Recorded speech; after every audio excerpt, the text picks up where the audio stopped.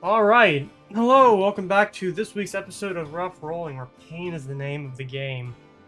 It's been a pretty eventful week, the last week so far. Not exactly in-game, but, just life in general.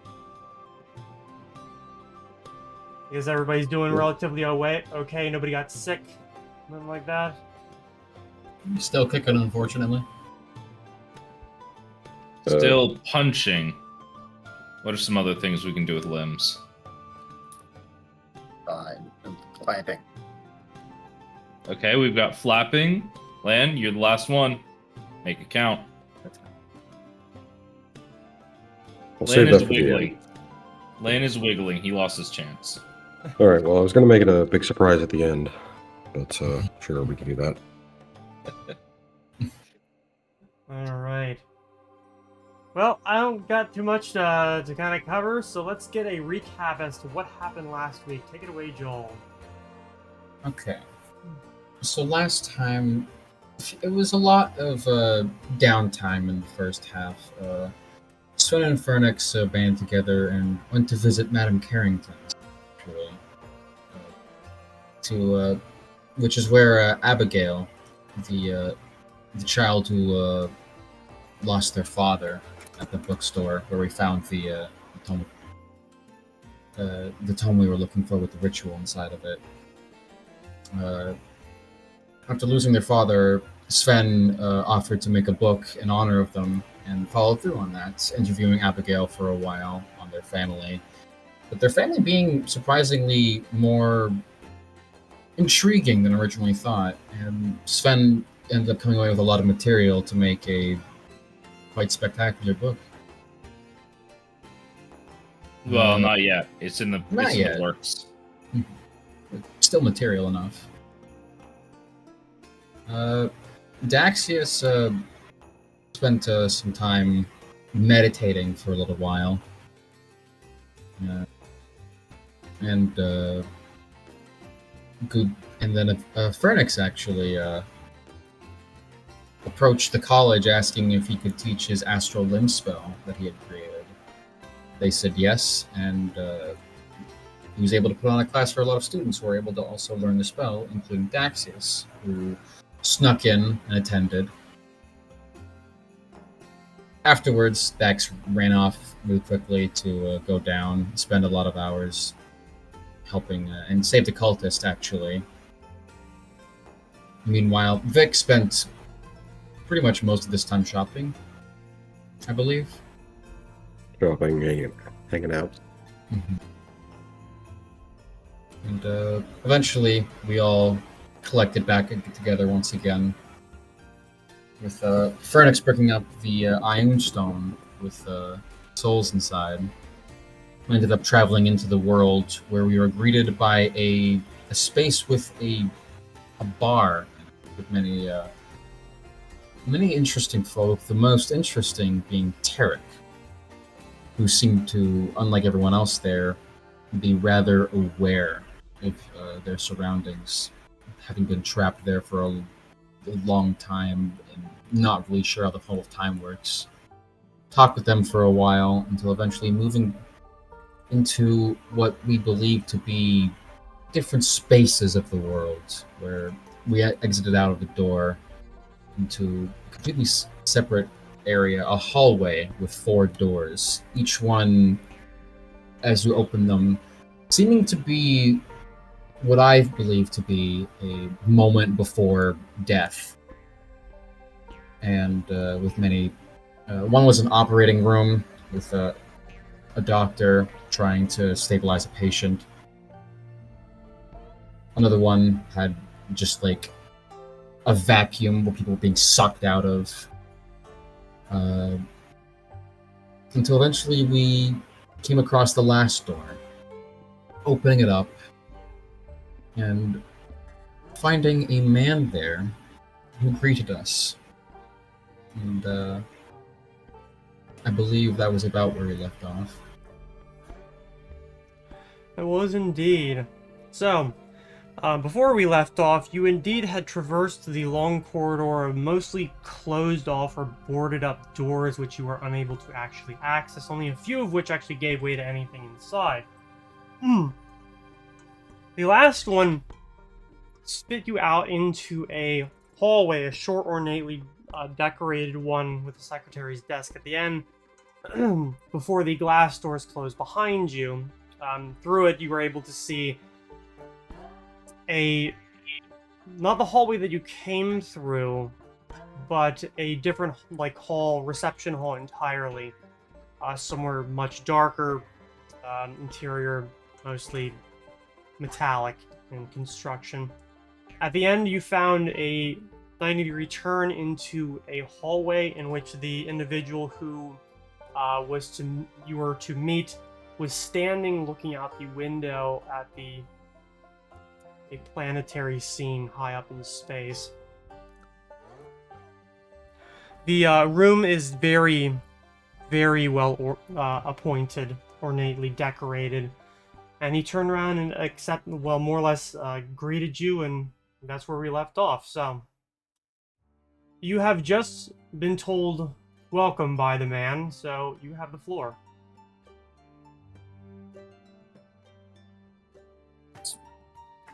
It's good to see you again. Yes, it's been a couple weeks, hasn't it? Sorry it took so long. We had a few things to wrap up. Wait, hold on. You know it's been weeks? The other What? guy didn't know how much time it had passed. Well, some of us don't exactly have the same amount of contacts with the outside world. Either way, I see that you have brought friends, and that, I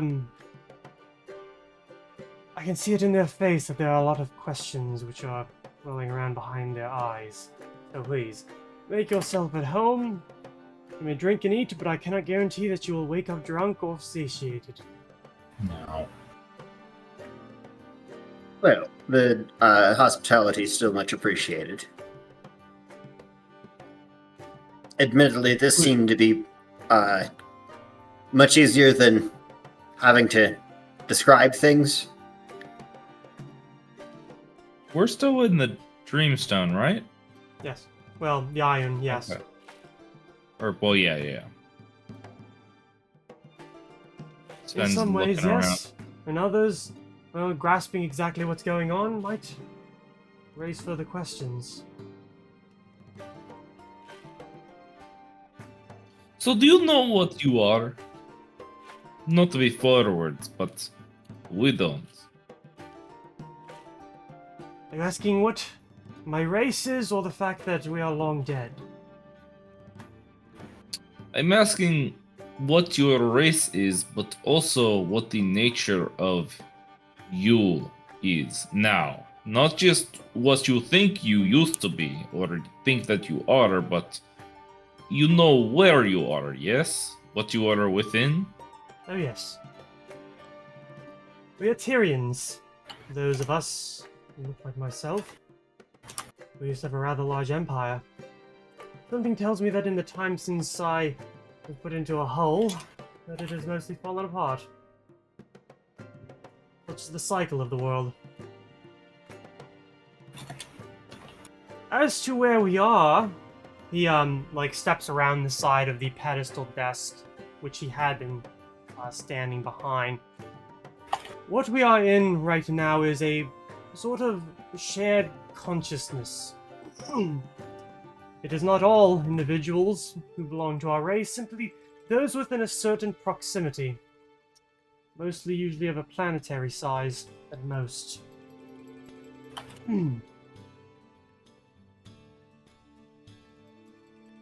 So I'm yes, sorry, you said that you are the size of planets? that the collective consciousness, those who are able to access it, that is about the extent of its size. As you can tell, there are not a lot of us left. Did it, what was that sort of like, I suppose? Well, it was the ability to speak with one another over a very long distance. It also ultimately meant that we as a people didn't have much need for long-distance communication, except for interplanetary. It also allowed for the easy and wide dispersal of information and ideas, and, well, less savory things that the cruelest amongst us would inflict on one another. I'm sorry, do you mean interplanar? Perhaps. Why not both? What? What do you mean both? I'm saying that we as a people had access to both.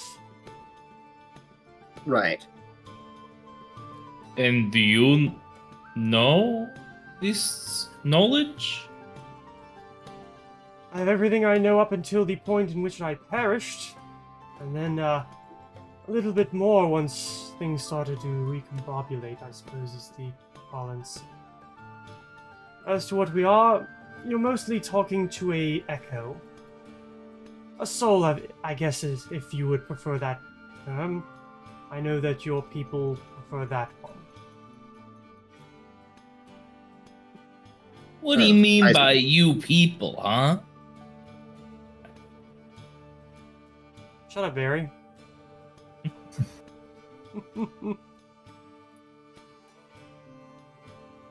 Well, I guess there was another reason why we'd come here, but admittedly, I'm finding myself a bit foggy-headed. But also, we went to the room that just sort of explodes out into nothing again. So, You know, I had so much energy, and now I feel a little bit more. Yes, it must have been that room that really knocked us out. I'm Very going to have some daunting. coffee. I'm Yes. still discombobulated. Everything. Like, I get it, but I'm also extremely lost. Well, I can provide what context I can, however, I can't really answer questions that aren't posed. As good as we are at speaking to one another psychically, we always were rather powerful psionics. We're not so good at reading others' minds. Well, You teach me psionics, breaks out psionics, introduces it to the campaign. Everyone is worth off for it. well, except for you. Maybe. I have no idea how psionics is in Pathfinder. It's, well, basically Good what as you almost said. They just did go for do, Starfinder. yeah, they did do some stuff. I think Starfinder basically was like, oh, it's just the magic or psychic, whatever. Kinda, yeah. You know. You want to be a psychic Jedi with the glowy laser sword? You can. Or they're magic. Yeah. Up to you, really. But, yeah, I was like, did want to bring up that whole thing about possibly traveling to our world in the distant past and those sort of implications. Well, in some ways I'm able to give you at least a little bit of a view. Over my shoulder out that window is yours. Probably some hundreds of thousands of years ago. Oh. And here I imagined it was, well, is it your home world? Oh no, not at all. That is a very long way away from here, and all things considered, not a place I'd have much interest in ever returning.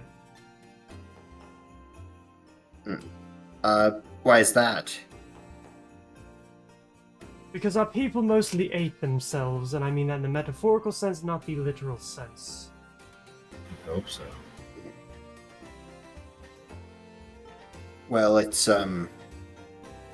entirely different now. Oh, I'm well aware.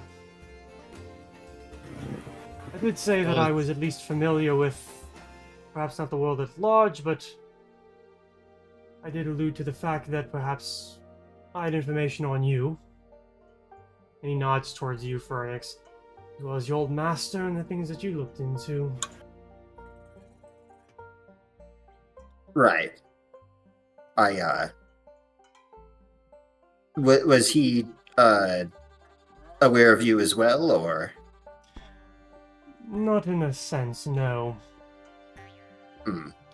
I didn't think I remembered him talking about dreamwalking or anything.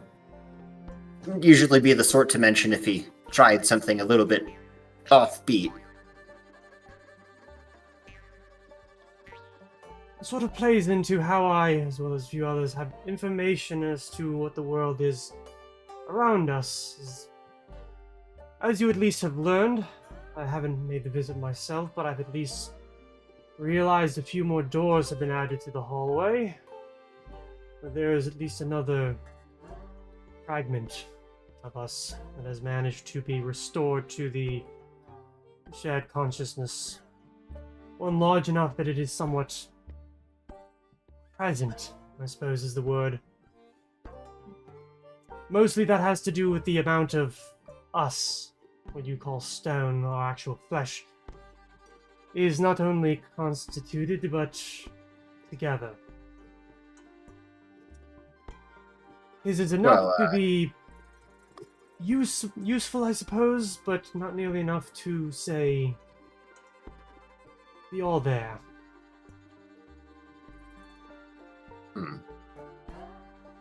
What are you getting anything from them, like mentally? Oh, the old boy, no. Not too much. I remember perhaps not him, but I do know his, well, did know at this point probably, his father, a wealthy man. Had a lot of deep pockets and great interest in certain, he's kind of gives like a bit of a dangerous research into things that I'm quite certain were later used as devastating weapons.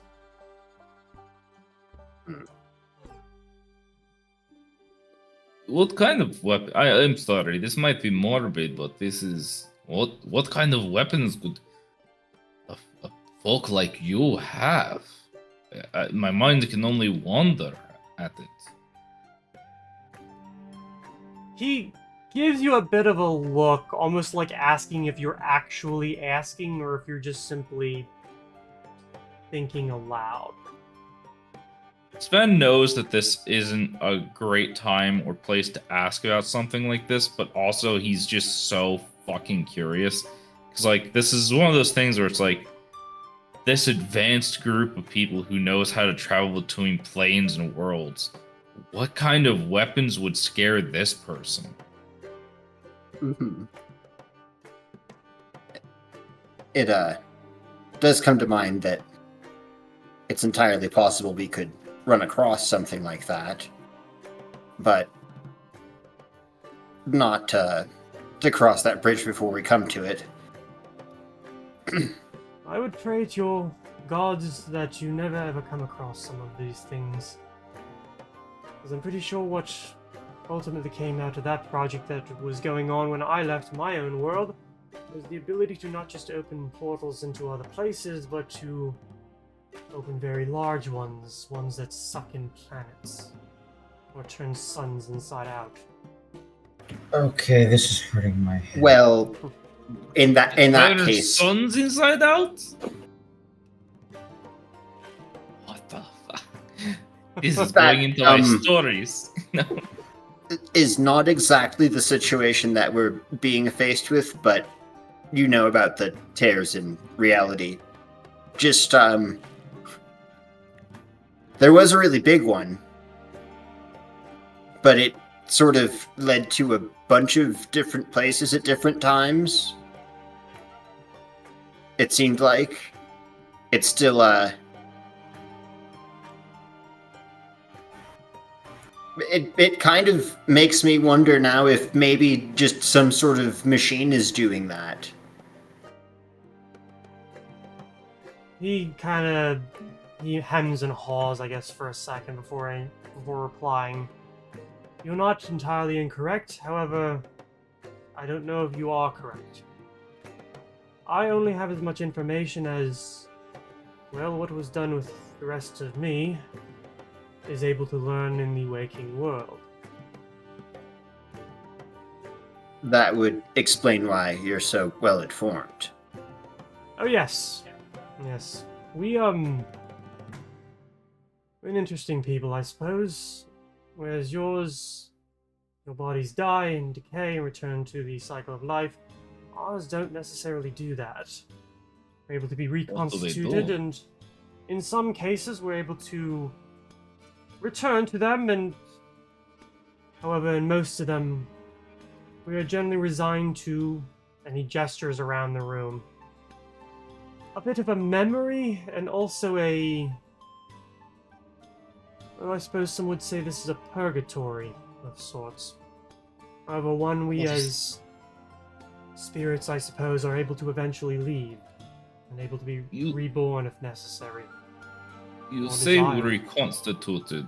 Are you able to grow this stone in some way? No, we did actually technically reproduce in ways that are more familiar to you. However, I suppose there probably were researchers looking into the, let's say, construction of the even more artificial. I left my own home long before a lot of that came to anything, and I'm hoping to whatever power has any amount of influence over the universe that it never came to fruition.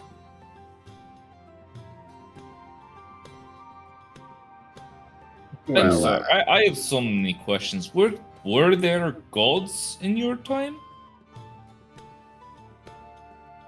Yes and no. Curious. I'm sorry. I probably have 1,000 questions that I don't know if they really. I'm just curious. But I suppose if we only have a certain amount of time, and I don't want to waste too much air. Mhm. Did you guys have anything to ask? He looks to the others. I guess I have one pressing one in my mind, just going forward. How familiar are you with the goings on of right now? Oh, ask about the Dark Tapestry. Sven can't because he has not had that as a part of any of his conversations. But you Oh, guys yeah. have. And you've been wrapped up in Bookland. Yeah. Mm-hmm. Rather well. In fact, something tells me that the individual here who came here first would most likely want to learn perhaps something about his master. Right. Yes, I was I do. curious. But You mentioned that the rest of you was out somewhere elsewhere. I presume that has something to do with Phoenix's master. Partially, yes. But, maybe I should just let the scene speak for itself. He steps back and kind of gestures towards, like, with two of his forearms, towards the large, like, bay window that sort of dims. And it's almost like watching what we would understand as, like, television or a movie or something like that, but the planet and the view out into space dulls as something begins to play. The scene shows what seems to focus for a second into a tunnel lined with bas reliefs that in the low light are very difficult to make out. Floors, ceilings, walls, they're all stone and cut by hand and tool. Empty braziers seem to be set every 20 feet along this wall. Other are hanging from chains, cold and dark. As whatever you're looking out, almost like from somebody's eyes, walks down this hallway. You're able to hear the sound of boots booming off of the empty corridor, and the way the view moves, it definitely does make you believe that you're watching somebody else's eyes. Perhaps something a druid, a witch, or a wizard with a familiar might be a little more familiar with. The view then exits through a doorway, propped up by columns cut out of the walls, the lintel nearly 12 or 14 feet up, and into a hall as big as a cathedral, though its ceiling climbs perhaps a scant 20 feet up and is hardly vaulted. A chamber filled with lines of carved Doric columns arranged like soldiers in parade gears. Across the cavernous chamber, a door spills out into a large set of sweeping stone stairs that descend into a seatless, flat auditorium, leading to a path demarcated by stones slightly raised above its neighbors to an altar at the rear. At least it kind of looks like an altar. It's a bit difficult without much context. The walls here are plastered with carvings, all of them dusted with sand and sediment. Colors bled from the stones, so they're little more than raised surfaces of strange shapes. Light bounces off that hallway through the doorway on the other side of the room, and the view suddenly hurries from one of the columns to one of the columns, footsteps falling ghostly silent. You're able to hear the rustle of cloth on stone, sliding of loose dirt, and kind of an oomph before a pause, and somebody calls out, "Lawrence!" A figure swings around an ever-burning torch in the direction he'd just come, appearing in the doorway, and listens, stopping. "If you don't answer, we're leaving you down here." "I'm fine." The view checks around the corner and then hurries past the forest of columns as the robed figure returns to his task, silent as a church mouse. "I'm just checking things out first." Light pours into the chamber as the man enters, middle-aged, hair a bit receding, robes dusted and dirty, but the blue fabric with gold trimmings make it apparent that he's very much a cleric. Vasian, one would assume. He looks up in awe, swinging the torch up, seeming just to look where the point of view once stood without seeing anything. His shoes tap off the floor as he drops down, turning in circles and looking at everything, slack-jawed and wide-eyed. "My gods, this must be thousands of years old," he mumbles to himself.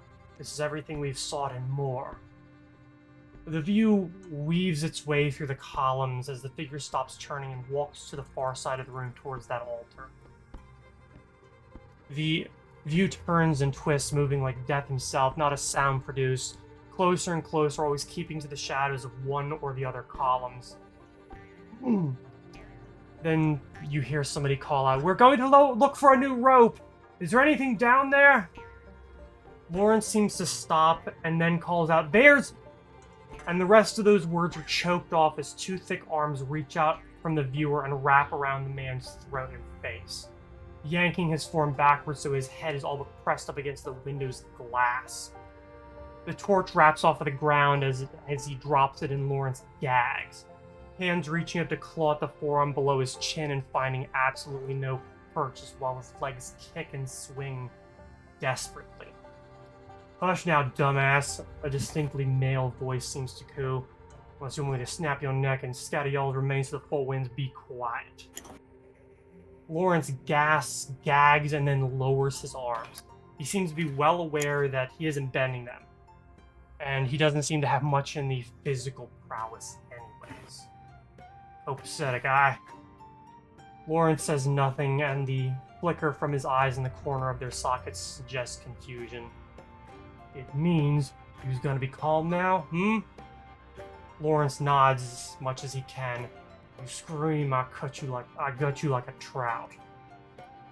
Lawrence is then lowered back to his feet, and the armbar loosens enough for him to suck in a ragged breath and sputter.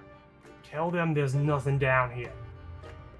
Lawrence says nothing, his quick breath suggesting mostly terror. And when he doesn't immediately comply, a gloved free hand grabs the man's chin and lifts backwards before the voice hisses, "Now!" "Nothing!" he barks. It's a dead end!"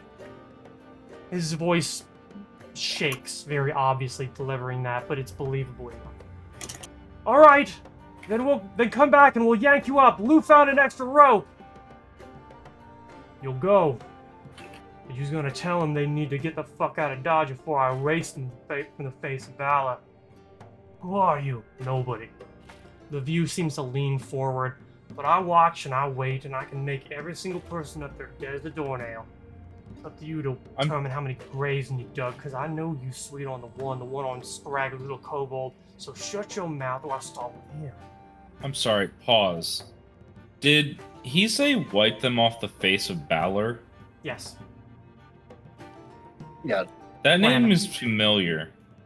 Yeah, I Planet. believe that's The name of the planet. Yeah. Okay, so this is like proof that these guys are from the past.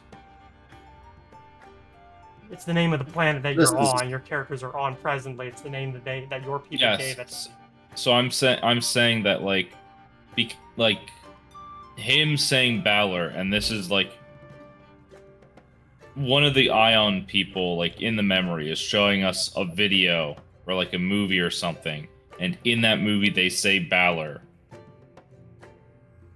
That's like hard evidence and proof that like it's the same planet that we're on. I don't think this is supposed to be the past. I think this is supposed to be the view out of the other end of the Ioun Stone. Yeah. It is the past, but it's a more recent past. When I was alive, Yeah. as opposed Okay. to where we are watching it, which, no. I hope I wasn't alive at that point, or I have questions. I think it's Okay. about, what, Sorry. 13 years ago? Something like that? It was a while ago. I think it was like, I think it was 18 years ago. So yeah, pretty much. Yeah. So this is definitely within, like, all of your life spans. Okay. Mm. Sorry, continue. You don't know who you're fucking with. Lawrence's voice then says, terrified, but there is no real threat in that. They'll be gone in a few days. Into the distance of the hereafter I cannot wish. The viewer drops Lawrence's chin and then wheels him around towards the door. Get them away or call this place your tomb. Do that or let the death of everyone up there be on your conscience. And when still there, noon or tomorrow dies a real painful death. Yeah? Yes? Okay. I'm gonna let you go. Just know, I can see and hear everything you can't. Trade the deal we just cut and I'm gonna have real fun with them. Like shooting fish in a barrel. The person whose eyes you're looking at gives a very wicked chuckle and then pushes Lawrence away. The priest stumbles up and grabs the ever-burning torch that he had dropped to the ground, just as the hand lifts in front of the window and a ring is slipped on. The priest peers back the way and then, shaking but desperate to get one final glimpse in, retreats into the entryway. Then he runs, footsteps thundering. He saw you, Dorian says, both in the window and in the room. Just a bit, right there at the end. Maybe that'll be enough then. Steals the store if this sumbitch waggles his jaw. We'll see. Are the enchantments rigged? Yeah, ready to go. Ain't nobody this side of life will find this place again. Not even me. Not if the enchantments hold. Oh, they'll hold. Dorian then gives sort of a wry chuckle. Mariana's latest mightn't be as powerful as she once was, but he's still good for it. What about the statue's base? I'll let him have it. The view turns and marches back towards the entrance, the doorway through whence it came. But their gaze seems to linger on that archway at the back of the room. A massive gem set into its keystone slot. Let them spin their wheels over a whole lot of nothing. It then turns towards the doorway again. And if anyone comes back here, that's all they'll find. A whole lot of goddamn nothing. It goes through into the darkness, and as the, like, wall seems to fade past it, the memory seems to end. The window fading back and revealing the bright view down onto the planet below.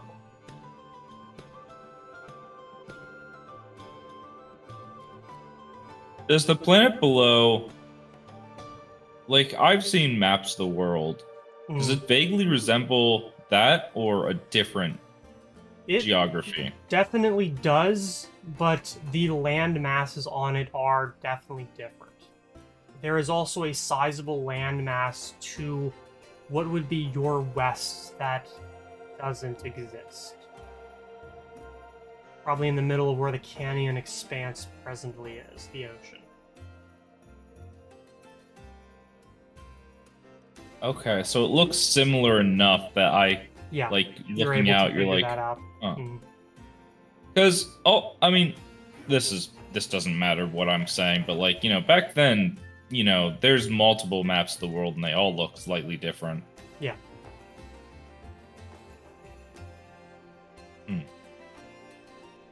So, what were you doing there, and who was that person you were with?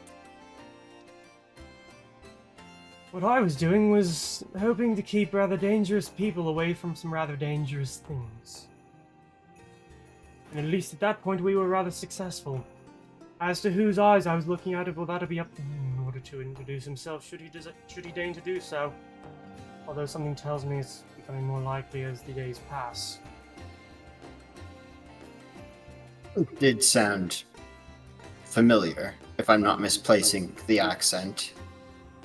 Didn't the name Dorian sounded familiar? The person Am I we're talking crazy? to. He's the person in the room with you. It's Okay, him. well, never You know, mind. I've heard I this don't name believe vary that. somewhere, Sven. I can't quite place it. Hey, cat person, do you know where I might find this Sven person? Guys, where am I right now? Let's all introduce ourselves again. I wandered back to the old person's home. Or you just blink and realize you never left? This entire campaign has just been in Sven's head. Yeah, it's He wakes up from his coma. hallucination. They mentioned We were all just his, fragments of his consciousness.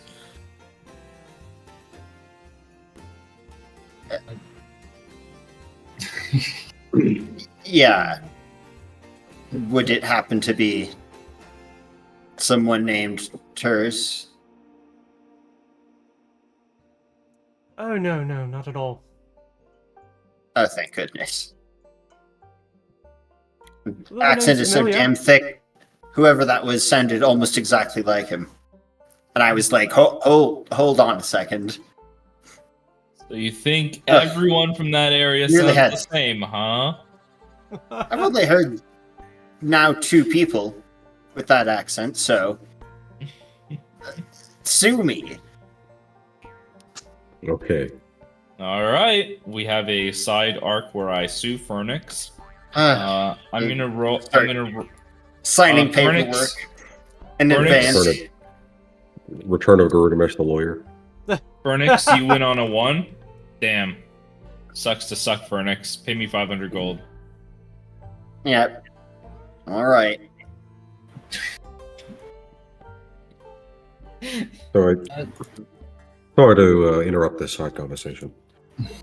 You mentioned that, well, perhaps Fenix you may know as well, but what exactly were you protecting there, or moving, or hiding?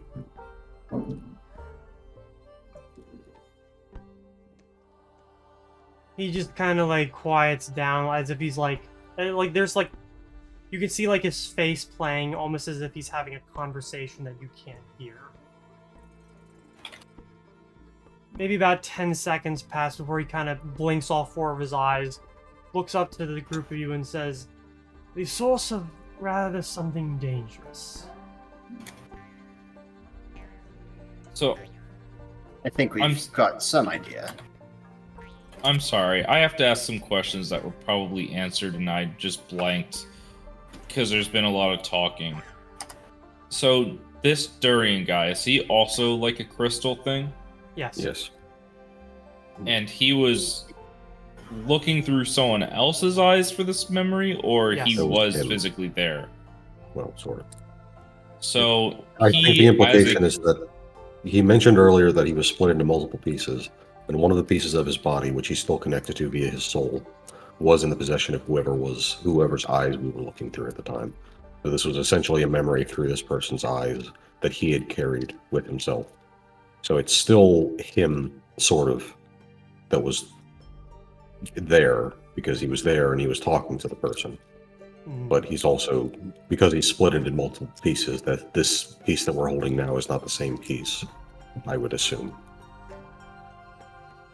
this is very Yeah. confusing. I'll try and Yeah, so follow along.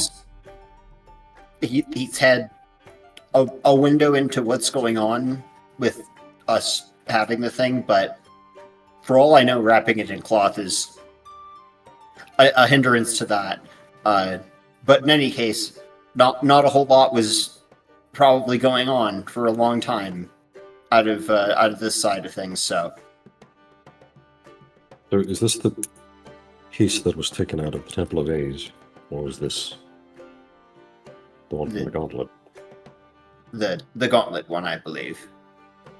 You guys took the largest piece out of the heart of a construct. That was the cauldron that spat up the fireballs.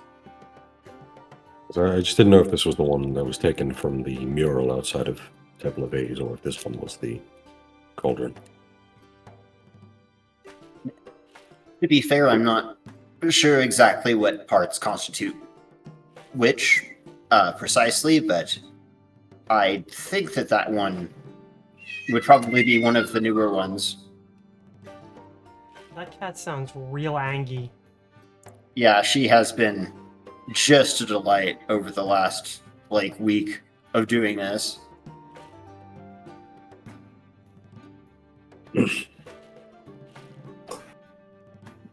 Yeah. Angry. So anyway, Yes, Dex is I, keeping more or less quiet and just kind of writing all this stuff down. I understand this will probably sound more accusatory than I probably intend, but it seems very clear that you're not going to be telling us everything, and that's your prerogative, of course, but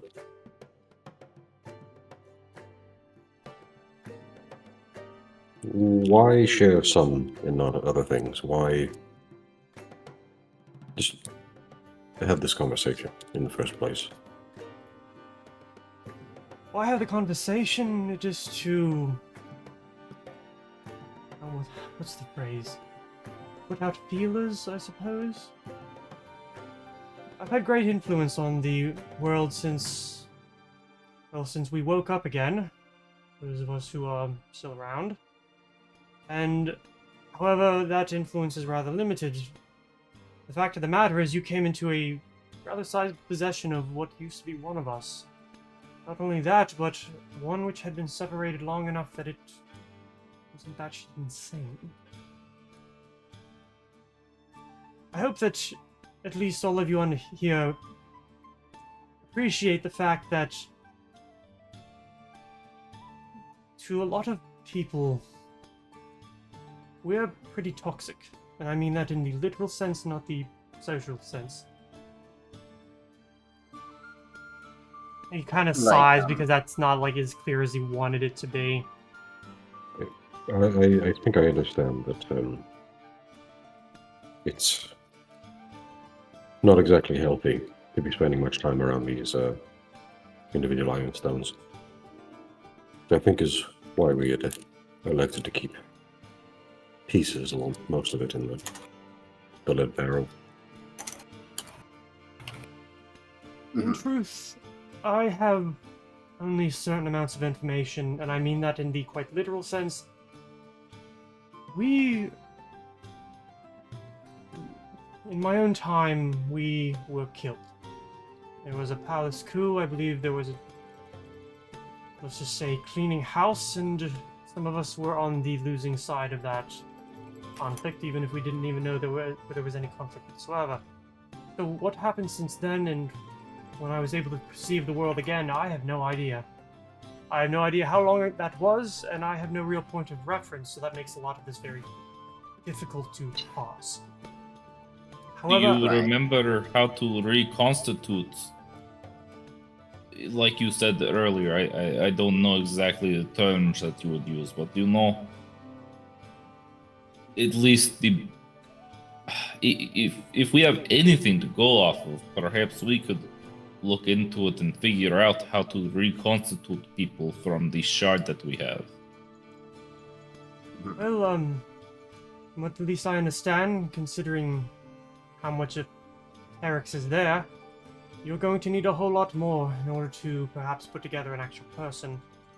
His memory stops at a certain point, and that appears to be before he came to your planet. A planet we call Alexis 4.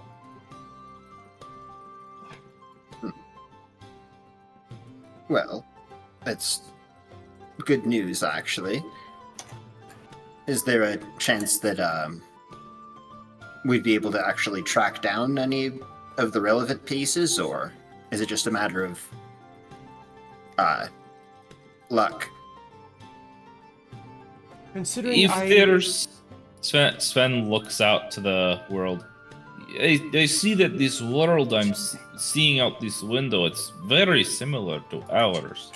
If there is any place that you know that a large amount, because in our world, these stones, even the small amount that we have now is beyond valuable. This is how rare it is.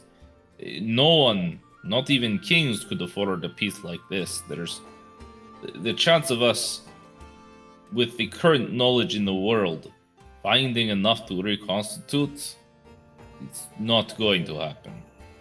But if there is a place that you know or suspect that could have an unknown repository of this stuff, perhaps we could. I'm going to mostly have to disappoint you. Not in the fact that I wish not to tell you where it is, more along the lines of I don't know. We were mostly rounded up and killed, pushed into a hole. What happened after that, I don't know. You know where this hole is? So- No. How, I'm in sorry. that case, is it only specific pieces that you're able to reconnect with? Because obviously you have some knowledge or understanding of where a piece of you once was.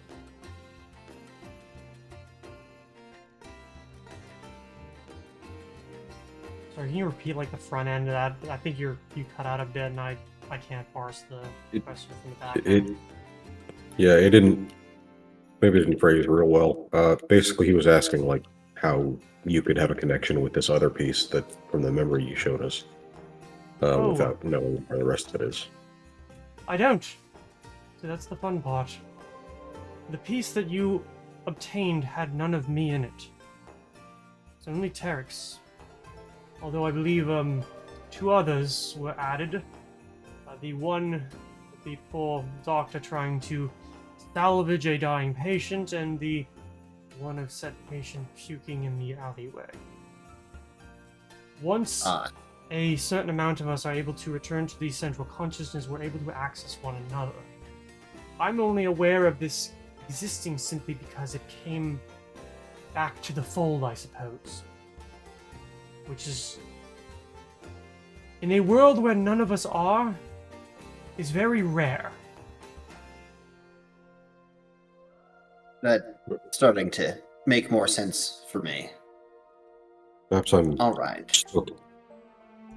still confused. Then, are you part of this current Ioun collective that we are in possession? Not You at are all. sort of transposing your mental, whatever you called it. You're sort of sending a signal into this stone. It's a little of neither. No, none of my body was constituted in the amount that you happen to recover. And it's not that I'm projecting my consciousness into it. You have projected your consciousness into mine. What? We all share a shared space, our rooms. You are standing within mine. This is my memory, my consciousness. You're not part. You accessed it via Teryx's, the piece that you have. Okay. My brain hurts after all of this. This sort of, maybe if you think of it like the sending stones, So it's something like that. So the original Just, piece that we'd found in the cauldron was Teryx, Yes. and the additional pieces that we found in the Temple of Aes were the sick person. Yes. And what we are doing is not accessing you, but essentially using your the resonance or the yes. We're using Teryx as a portal, sort of, to send our mental dream cells through. But sort of along the lines of what you're saying. Yes. Think of it like you're using Teryx as a sending stone and I'm the other end. Except instead of simply sending your voice, you're sending your entire consciousness. In fact, the reason that the sending stones work is because they're made out of us. You're using our psionic abilities in order to speak to one another through pieces of us. Curious. I wish we Well- were just dealing with the metal dragon again. I guess so much all right, for the idea of not processing Ioun. Well, let's just say that our people did worse. Doesn't really make it right. No, it doesn't, but, well, did It's anybody not ever as have the though- time to discuss my own people and our own history? You will quickly find out that, let's just say we earned our place in the dustbin of history. Not as though our hands are entirely clean. So, not Considering- judging anyone. Considering many of your own people learned from ours, not entirely reasonable of thought. Not in a direct way, mind you, I can already see that question forming on your lips. More along the lines of, you found some of our old toys and played with them just as we did. So did you Yeah. create the Mills bomb too? Was that one of yours? Oh no, yes, I've been made aware of the RAF pilot and his little toys. No, unfortunately those are not ours. Yeah. Those Alright. are from a different Well. parallel reality, I suppose. All right. Ben has been staring out at this window for most of this time, and he says, "This might be off topic, but what is that?" And he points to the landmass out to the west,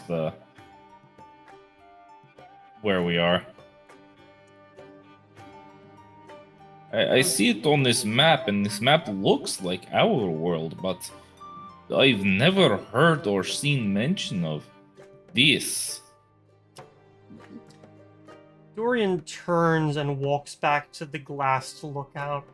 He then kind of like does one of these with his hand, and you watch as the planet turns in order to bring it into focus. And he says, "From my understanding, it's now at the bottom of your ocean." Was there anything there? In my time, there was. And from what I understand, there might have been some Not necessarily in your time, but in a time between your time and mine.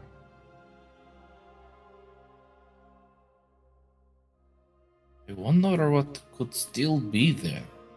If any place would still have Ioun Stone, it would be there, untouched by our recent world.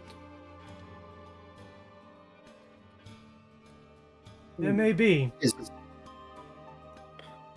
Is assuming a couple of things, but I think that they're very reasonable assumptions. Which brings us to the answer to the question of why am I not exactly telling you everything? Because what we are defending is something that even your hands I don't trust on. And it's not necessarily an insult. It's simply that... I mean, look at us. I wasn't necessarily talking with the individuals standing within this room. I meant your people as a whole. Yeah, that too. Mm-hmm. If you wish to lump yourself in, be my guest. I've always been of the opinion that a person is reasonable and that people are dumb, panicky animals. And I've rarely been proven wrong. Well, Yeah. I guess I've only really got a couple of questions regarding what you showed us. The first one being, I believe you mentioned before that you were viewing things that the one who killed Lawrence was viewing. So, was that him? The person whose eyes we looked out of, yes, indeed did interact with Lawrence. Did you say that you believe that he killed Lawrence? I thought that's what the implication was. Oh no, Lawrence complied. He told the people that you worked for, that he found nothing. Let's just say word got around, there was lack of an interest, the individuals in charge departed on some sort of sojourn, sabbatical, I don't know what you want to call it. Came back, lost total interest, and disbanded everything. And perhaps it would have stayed there had certain things not been spread. You said the people that we worked for. So, the Vic'Talion church was there? Oh no, the mining company that was contracted. Right. Ugh. Well, I guess I'd still have been willing to work with him in the case that he did. Possibly. But good to have things clarified. Oh yes, no, we, myself and my agent in the actual living world we have done some things, however we are not monsters. Generally speaking, anymore. Did seem, definitely a bit,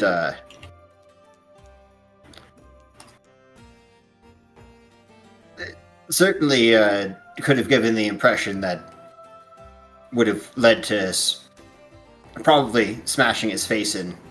So, if you have any communication, wouldn't suggest opening up with a knife to someone's throat. It could end rather badly. Personally, I would like to see how that go down.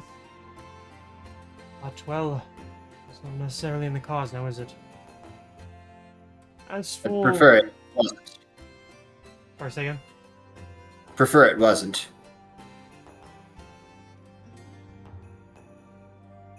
As for what was down there, we already perhaps might have shown you some of that, and he turns around and lets the end of the video, basically the memory, play again, where he looks through the room, kind of scans over it, door, crystal, open auditorium, altar. and then back through the main door. Let's just say that what we were Right. guarding in there wasn't necessarily something tangible, but a way in order to access something a little more dangerous. We weren't, in a certain way of speaking, guarding the treasure, we were guarding the map to the treasure. Which is what the people working for this mining company were very interested in. Is that the crystal? Definitely a part of it, yes. We've tried to track down many of what remained of these and hide them, and we haven't necessarily been successful. So there's multiple of these places that have access to other places. At one point there were hundreds, yes. Most of So, them, thankfully, have been wiped clean. Not all of them. I believe one of our journeymen actually might have found one, because this all sounds very familiar to a place that was detailed in Desmond Rath's book. Desmond Roth. Roth, Rath. yes. Get it right, Daxius. Oh, I'm so sorry. I have really- to be so particular with... I don't give a fuck. Giving him It's- pointers on pronunciation. Yes, Daxius, you are correct. It's Wrath. That is No, a well, there you go. distinct- Ha ha, I win. That is definitely a distinct possibility. What you're looking into is... I'm not entirely certain exactly what the purpose of the room is, and at this point I don't necessarily care. Remnants of old elven temples.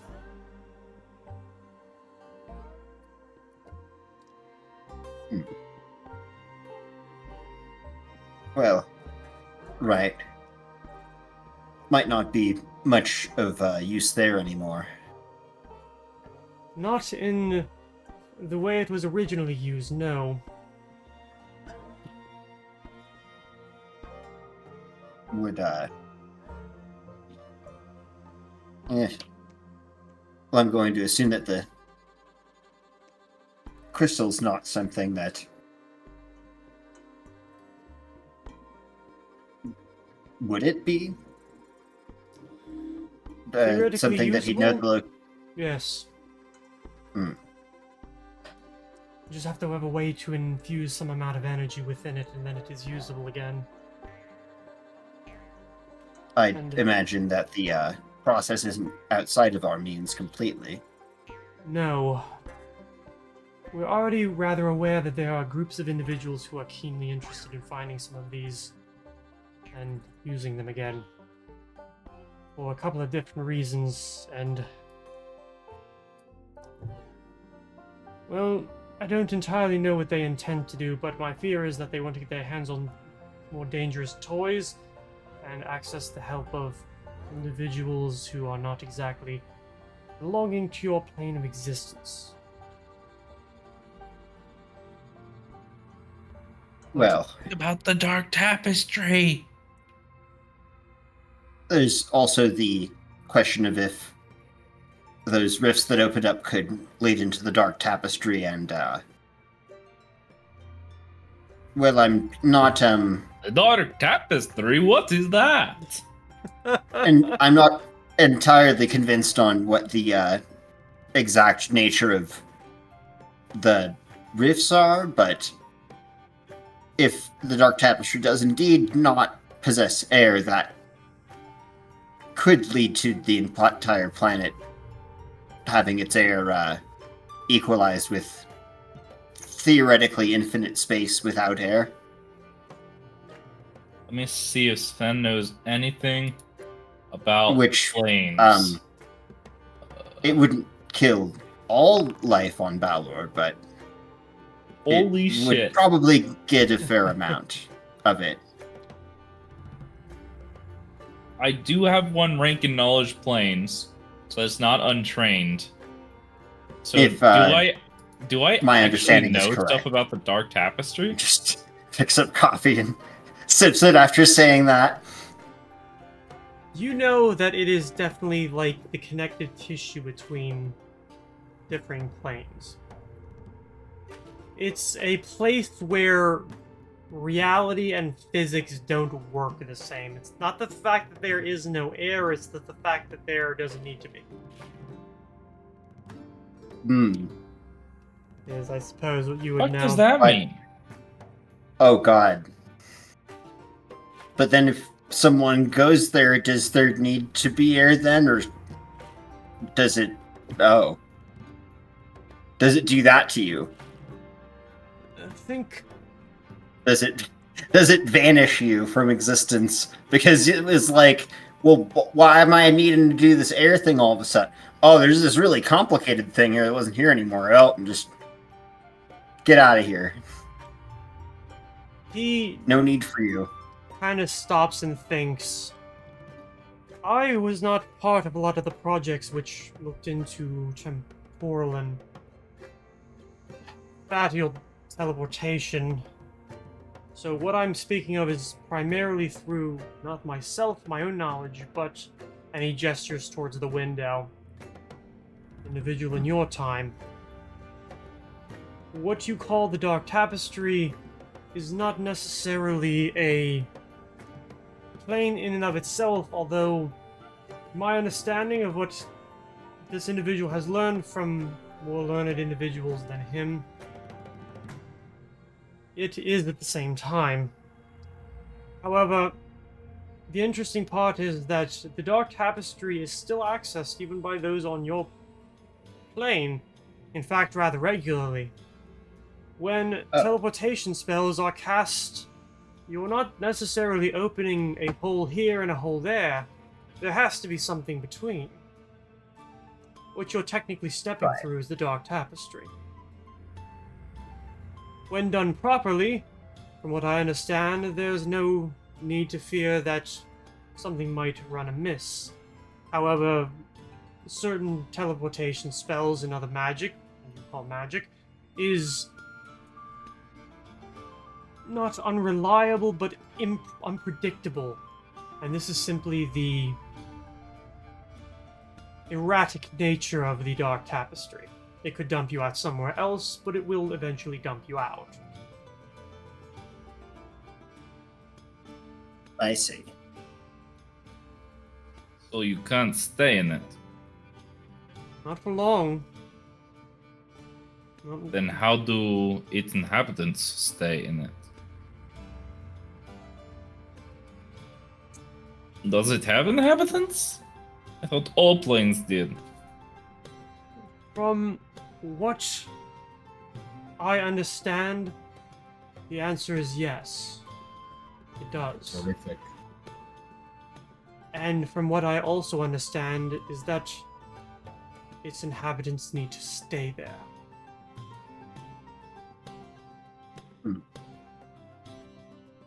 Probably a fairly extreme adaptation of some kind. I unfortunately don't know. I'm mostly working off of your religious knowledge. Oh boy. Well, Yes, hope when hope so some much- of it's reliable at least. when so much time has passed, you have to work off of what you can gather, and, well, this is what we could gather.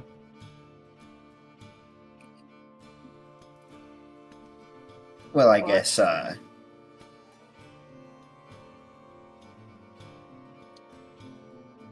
we were kind of looking after something that sort of sounds, now, maybe not like the object itself, but perhaps one of these crystals. Perhaps even the one that you protected a while ago.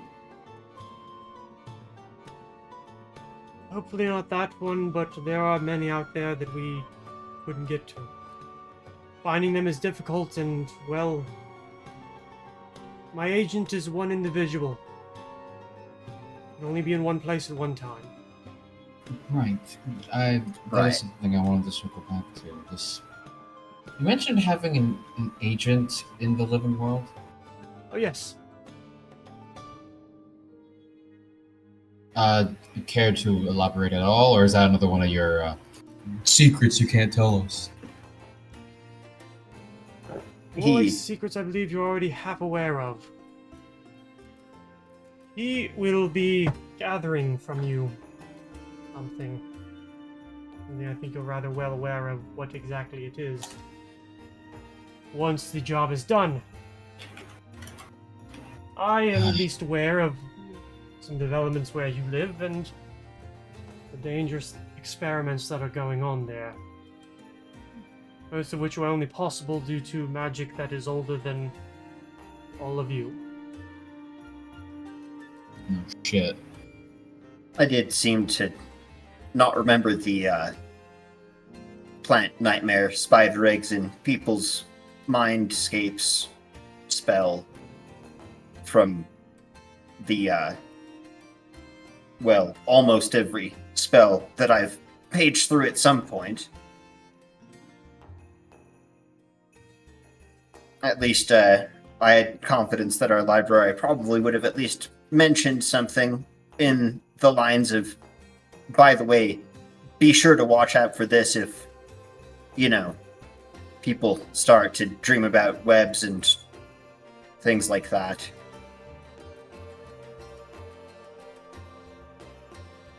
Yes. How about this? I will summarize what I believe I can share and what I am able to share. We're well aware that there are at least someone is trying to, let's say, batter down the door between your world and others. We don't know who they are. We don't know if they're an organization or simply one very powerful lunatic. All that we know is that they are rather persistent and rather dangerous. We have worked our best in order to dissuade a lot of individuals over time from seeking out some of this knowledge, and at this point we have failed. Somebody has at least gotten their hands on something. The places that we got are having more and more people sniffing around. And we're pretty sure it's because they know that the ancient magic stored there are a fundamental piece that they need in order to accomplish their goals. And it seems likely that we have most likely failed to protect some of them, with the madman in your own city being one of the latest individuals performing some mad experiments. We don't know what he knows or exactly what his aims are. All that we know is that he has his hands on dangerous magic, and it needs to be not there anymore. Right. And so you So basically it's- turn to us because you have no other choice because you'd rather us have this magic than some madman. Am I correct? I have one body. An exceedingly powerful one, but one Batman. One person can only do so much.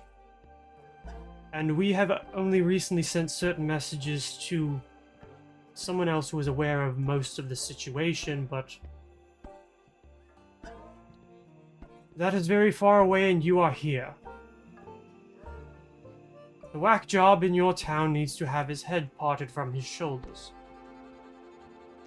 The page that you found in that book will be collected once the job is done. No, it cannot be destroyed. It cannot be hidden. We have learned over time that certain objects, certain things of great power, cannot be hidden because they want to be found. Oh. I guess I hadn't considered that. I guess that would make lead-lined barrels and the like somewhat pointless. Great. Well, no, that works on the smaller scale. I'm talking the larger one. Mhm. It's almost like a trick of fate. Important items and powerful objects generally find their way back into someone's hands sooner or later. Right. I think we can probably guess that this ended up in someone's hands, and they've likely been. I mean, for all we know, the other occasions with this were maybe experimenting. There was the that crystal shard that was being used too. While it was similar, it was more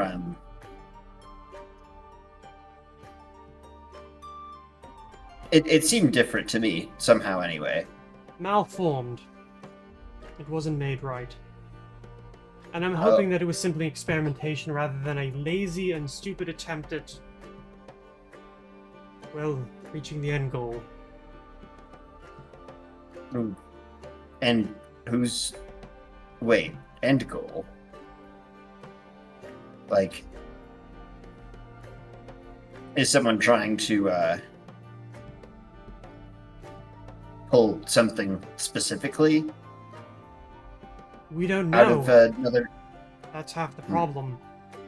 We know that somebody, as I said, wishes to pierce the veil of reality. What they want to do with it, however, we don't know. Right. Oh. Or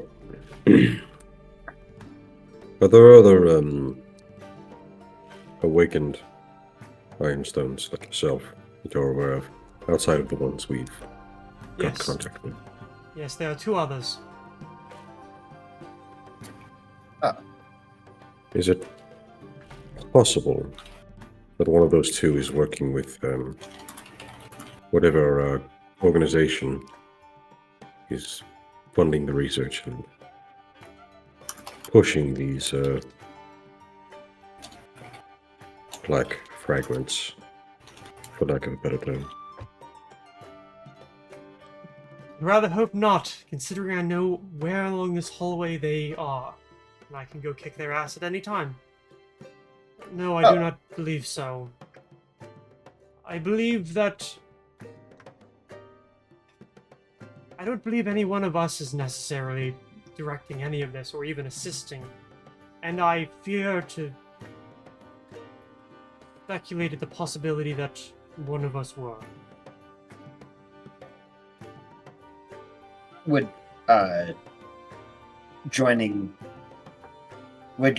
Is it like voluntary, this sort of joining of minds, or would it be something they wouldn't be able to avoid if they were awake? It is possible for us to desync from this, but it is difficult.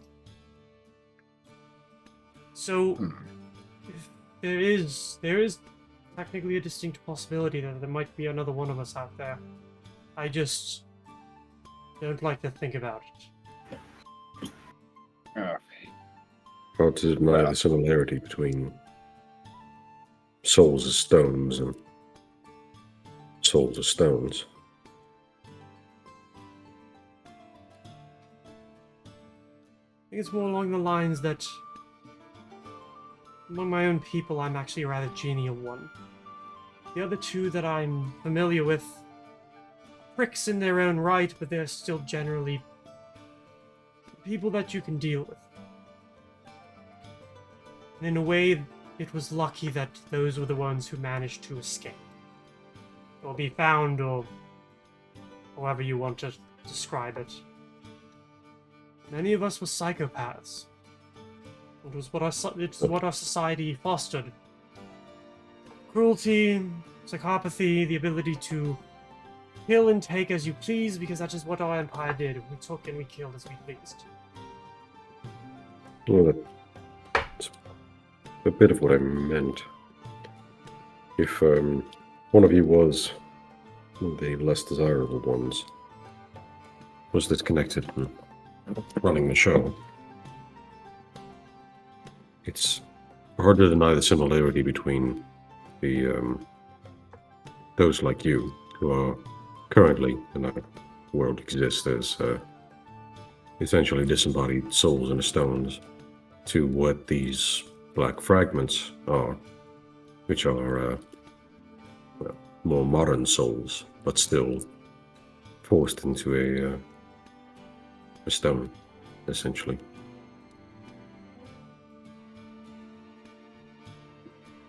It is a distinct possibility. My only hope, or at least my only guess as to why this perhaps might not be true, is that I feel that if it were, the other individual would have led them to the treasure trove a long time ago. Now, it's theoretically possible that they might be like Teryx, where their memory only extends so far, so they have no idea where those repositories might be. And if it is true that one of us is conscious again and insisting, I pray that it is that they have no idea where it is. That said, it seems likely that there are suspicions.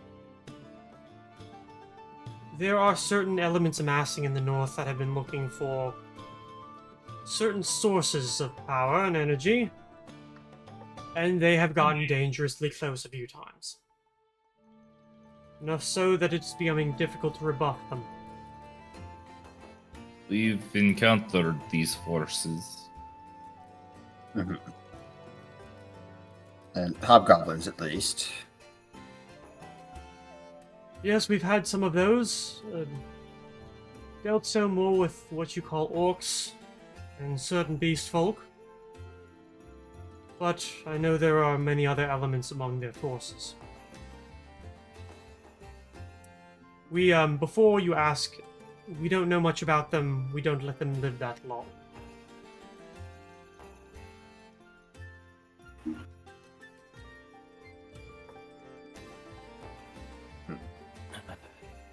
Really, we've been pulled in so many directions. We have 4 different things that we've been looking into, honestly, but that is one of them we should be looking into. We somewhat dropped the ball on it for a good reason. At the time, we believe we weren't strong enough to really tackle the problem, so we decided to go and do other things.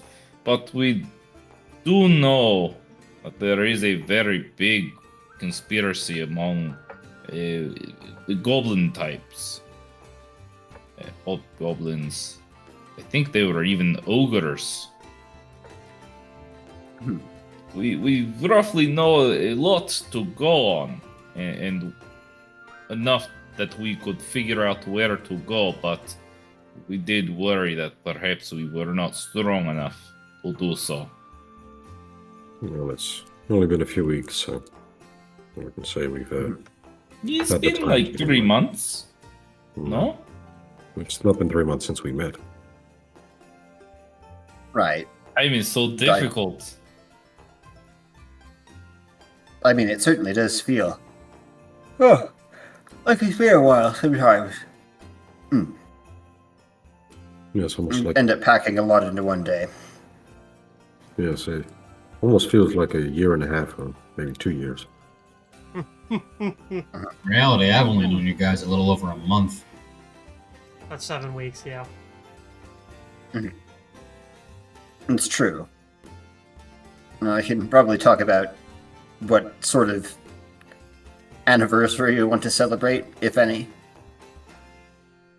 Forget more the than name willing of the hobgoblin that make we a think cake. is in charge. Not, Well, Nagrop. Seta was the one that we... Yeah. yeah, I was Right, like, it's not plain. Seta. No, she Seta's the did. one that died. Yeah, I was like, we made sure that she wasn't anymore alive. That is. Yeah. That seems Mhm. like something we'd have to get a small army behind us to do. Maybe. We are aware of these individuals' movements. However, I believe they are just one small cog in a much larger machine. And, well, we know that they are already hunting for weapons other places. Mhm. Not entirely certain what those that you encountered were hunting for, but there are others, especially to our west, that are hunting for weapons there. And we're just sort of throwing things into the rift, and sometimes the things did come out, apparently. But who's to know if that's because they were throwing things in or not? I don't think so, no. My best guess is that they were able to feed enough energy inside to make it more stable. But that is a rather elementary understanding of a lot of these topics, as I'm aware. I was a diplomat in life, an ambassador. I have no scientific education whatsoever. Well, if it makes you feel better, my scientific education didn't do me much good. Or the closest thing that we've got, anyway. This is gonna sound out of nowhere. What's the naval power of Volcaria like? It's not very sizable, but it's not the worst. Their power is primarily on land. If you want to talk about naval power, that's Dalmany and then the Union.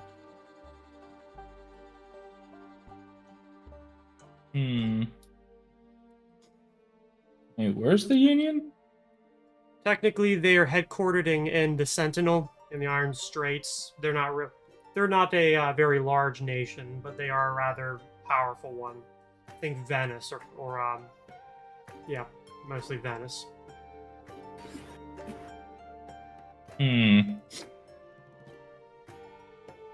Okay. That's a question for later developments. Sven's got ideas going on in his brain. Let's see, is there anything else crucial that we were not remembering to ask? Since we got the MIB flash midway through the conversation. Sven wants to take down detailed notes of that landmass to the west. Of, like, roughly where he thinks it might be. Like, distance-wise. Alright. Take it down mentally, because obviously none of the possessions you have here are technically real. Oh, shit, right. I just looked... Dex, this is writing this whole time. I was sort of assuming you were trying to do that to remember it, but... Writing yeah, things down exactly. does make it easier to remember, so... I've been trying to mentally keep notes myself. This is so much. I mean, weapons that destroy worlds, fucking souls, and projecting our consciousnesses, interplanetary travel, just being a casual thing your people used to do like it's no big deal. What? I feel like I'm in a nightmare. Okay, if we're being honest, to me, like, interplanetary travel feels similar Nightmare. to interplanar travel. Like... Is it? Mm-hmm. Yeah. Hi. You're going from one pretty place much. to another that you shouldn't be able to. Interplanetary teleport somewhere that you can't breathe and die, just like if you went to the plane of water where there is no air. The method of or mode of transport is different, but it's like, oh, you can spend, weeks traveling to a different place. We can go there in like 5 minutes. Like, to a different place. I believe there's like a 9th or 10th level spell that's straight up just interplanetary travel. Yeah. Mm-hmm. But it's Yeah, I like, think we can, like, oh, big scatter big range. deal. A cleric that has 6 level spells, we can just go to a different plane. Mm-hmm. We can do that now, actually. As it turns out. Oh. Yep. Like, I don't know. Holy shit. To me, that's one of the things where it's like, yeah, it's cool the way they're doing it, but I don't know if that really impresses Sven, where it's like, oh, you can go to different planets? Well, I mean, yeah, that is cool, but we can already go to different planes? Like, Planets nothing? are a bit bigger than planes. No. No. Yep. Planes are definitely bigger than planets. Either way, I can't, like Yeah, well, imagine going usually- to the moon. I never even thought about it. Is the sun? Is that something you could walk on? Is that just a plane of fire or some shit? Like, what the fuck is that? Do you know? I suppose it's theoretically possible. I think all we're Probably we getting- know easiest is- if you were. Yeah. My head hurts. I don't know what other questions we might have. There's been a lot of information to digest. I suppose my last thing then is did you happen to know a way that we could possibly do that for Teryx? And it seems like he'd probably be happier not being stuck in honestly a situation that could be worse, but it could be a lot better too. You might be asking the wrong person. As I said, diplomat, not scientist. Well, your contact did know something, right? My contact. You mean the person whose eyes I was looking out of? Right. Knows about, say... what's the word? Bringing some sort of ability to interact back to the material plane. Hmm. I'm not entirely certain. I could ask him, but he isn't much of a scientist either. He's much more of the killing things and putting them in the ground kind of person. Well, we might need that too, honestly.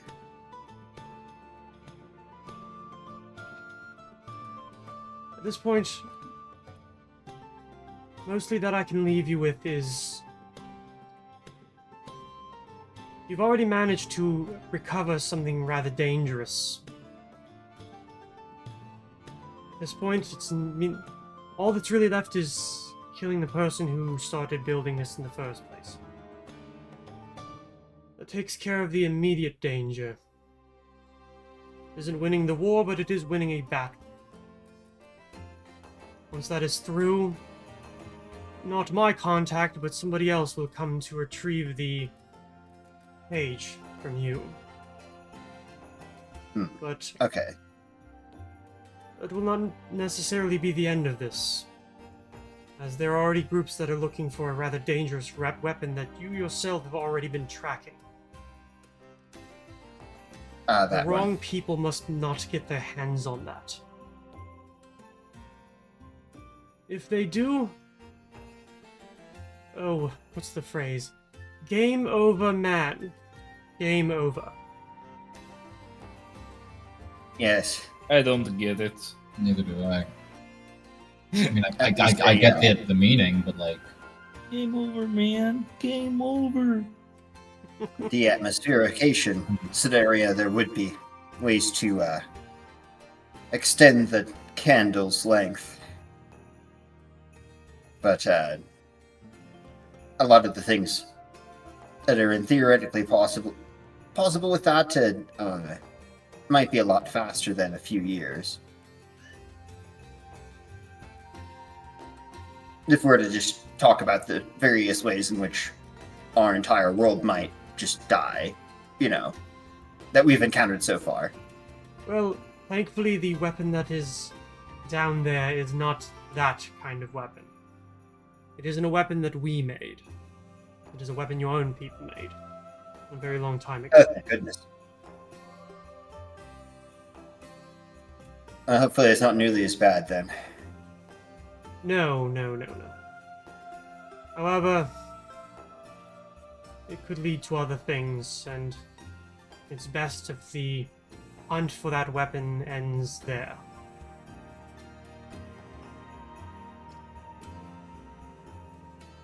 As for Teryx, you might be able to use what is left of him in order to create something else. From what I understand, his flesh was used to power some sort of construct. Something tells me that wasn't very pleasant. Right. That was also. Perhaps something better could be made for That's him, right. but that unfortunately is not much I can speak on, simply due to my lack of expertise. Well, we'll just have to do what we can. It's good to have someone to clarify and tell us about a lot of this, honestly. Well, my services and my knowledge are always here. As long as you have access to an amount of unprocessed Ioun stone, you shall have some access to the collective consciousness. And I can answer what questions I can, should you ever wish to visit again. I'm thinking that our time is nearing its end. So if there's Seems anything likely. pressing, I would ask it now.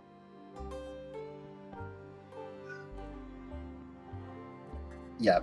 You- Out of game, Unga Bunga, what? We missed something really important. I We were feel just that. like, we were going to go and ask him right away, and then we asked about 20 different things. What was the name of this landmass, and what was the what were significant parts of it? I guess because I might Cool. use legend lore on this later. Well, considering the amount of time between when he was alive and now, the answer he's gonna give you is basically, oh yes, we called that like Sector 231 or some shit. And as for like Okay. specific like locations, it's like, well, we had a space elevator like around here, and there was a city around here. Would that help you?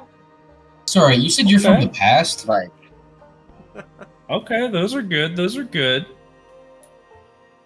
Fucking Christ. You said An sector. I know you pulled that out of your ass. Sector something. 231. 231 had space elevator here. This motherfucker. Yeah, that's gonna come up later. This 30. motherfucker. Here. Eh? Yeah. Okay. I'm glad This that will you come- remember. You're going to remember that rather This than will come naming up the in person 80 we're talking sessions. to. Yeah. I believe you wanted to talk primarily about the weapon, I think, and just Yeah. to get more information in general, which I think that you've covered. it's fair. I think we all know we're talking about the art, which doesn't have, I guess, doesn't have a proper name because we only know it as the art. Do you know like a proper name for it? No, what I'm aware of Well, it was simply a way to transport something rather dangerous. The only thing I can really say Right. beyond that is that it is buried underground, beneath a temple, Well, we knew that. and that other Buried in people are dirt presently or very, very interested in it. buried in dirt or in a tomb? I wouldn't necessarily call it a tomb. I would call it something built to keep people the hell out. Dungeon. Well, Right. speaking of other people, there was that other consciousness that you mentioned. Well, two. Sheer and Julaine. Yes. I'm going to keep them sequestered because Sheer's an idiot and Julaine is an asshole. Oh, Sheer was actually the governor of the planet when it was alive, and Julaine was an engineer.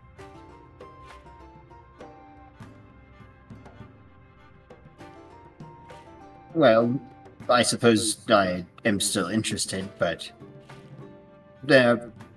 I understand. There's definitely some types of people that get into those positions. Well, we had a monarchy. Here was born a prince. Not, the prince, a prince. There were many people with those titles, and they were often given positions of great influence throughout the empire, so he was given a governorship. Despite being an idiot. And he knows that I call him an idiot.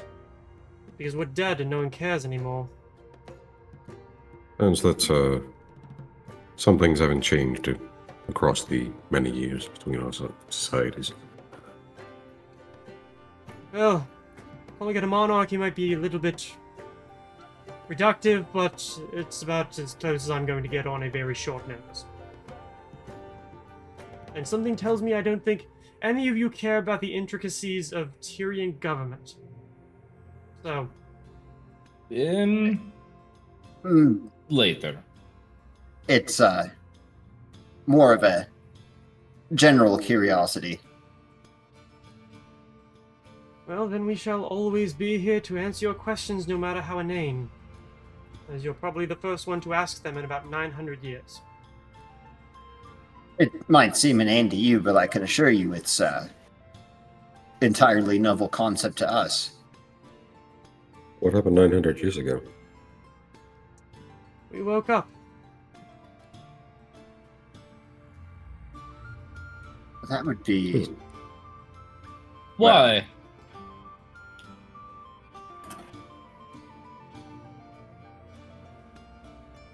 Either they don't know or they're not going to answer that question.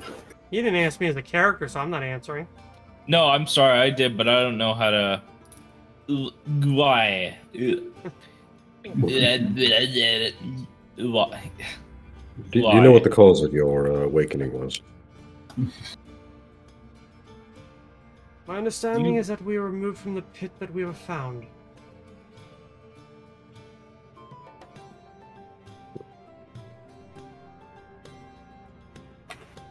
Well, the Better word date may you be found. helpful.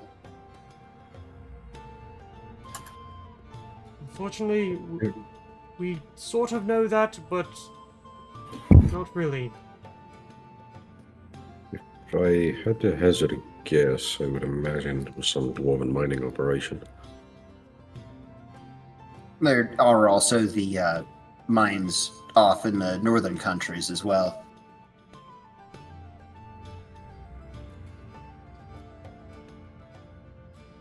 But I do think I remember the dwarven one. At least myself, we know some things, but considering it is not myself that I would necessarily be speaking of, I think it would probably be rude to offer up details.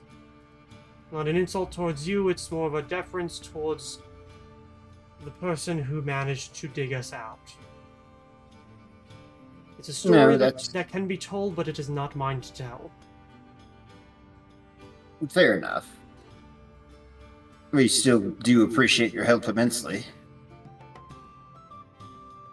Thinking it's getting rather close to dawn now. Time in here moves a little bit funny. But we'll always be here should you have any other questions you need answered. So, Right. gentlemen, it was very nice to have you visit. Hope you've enjoyed our alcohol. I'm sorry that unfortunately you shall wake up without it in your stomach. Great.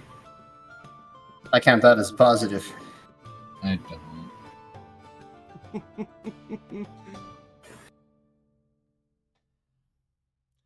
Well, After- take You care. wake up. Yeah, after that, he steps back towards the desk and kind of gives a bit of a gesture and says, "Until next time."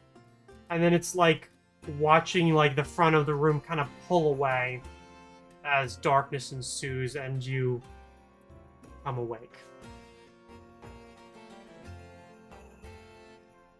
True.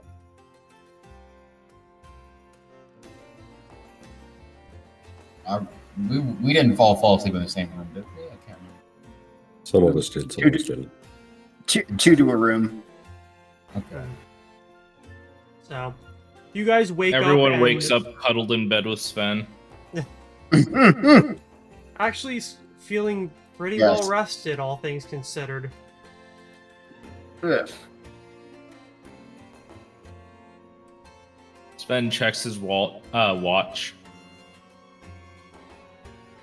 You fucking have a watch? No. Yeah, I think that's what so. I thought. Got like the marker circle. He has a piece of paper with a like a pocket watch just drawn on it. It says watch. Oliver gave this to me. He said it was for telling time.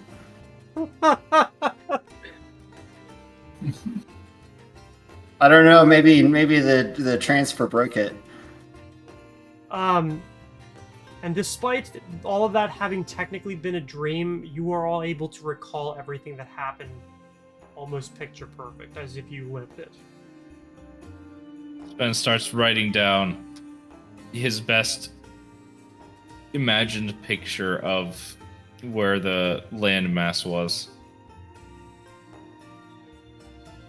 All That right. was Guys, way this is more gonna productive go- than this is last gonna time. come up.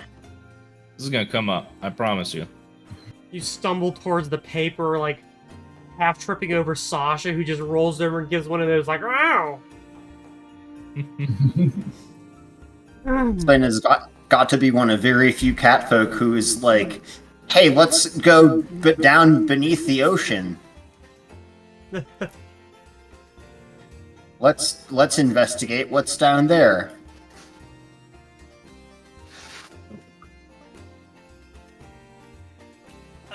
I guess that's something you could do, but that's a rather weird fucking twist for this campaign. Yeah, Well- that's all. We're going to spend the next 6 months in game building a submarine, It's and we're it's just going to go sail out into the ocean. it's something to have in the back pocket where, you know, if we need to get a lot of Ioun for some reason, it's in the back pocket. We were As for the talking rest- about it. Considering as that for we the just rest had of it you- explained to us that it's like that might be a huge pain in the ass. I know. Oh, it will be. You know, It would be. mm, Mm. Dorian just being like, "Why did I even tell them about that? Why did I even explain anything to them?" There's just all these other conversations going on that he's just like, "Fuck." Guys, it's I'm like- looking to the future. It's I don't like, know about you. I should be really judicious as to what I tell you. You guys get pissed off that he doesn't tell you like everything. Fine, I'll tell you everything. You get pissed off that he tells you everything. Look. Okay, jokes aside, there's a lost Atlantis out there. You guys aren't excited? Oh no, I'm not saying I'm not excited. I You think just we got a lot of eggs in our basket. Who is You in... think Sven wouldn't be running over himself to write down, "Hey, by the way, giant Atlantis found?" ? Oh, I'm not surprised to hear Sven doing that. Mostly because it's Sven getting distracted by something again. who else was in Sven's room? Good. I don't know if we hashed that out. I don't think we knew specifically where everybody was. Well, somebody Yeah, else gets to roll- watch roll Sven D3. stumble up over Sasha, run to write something down.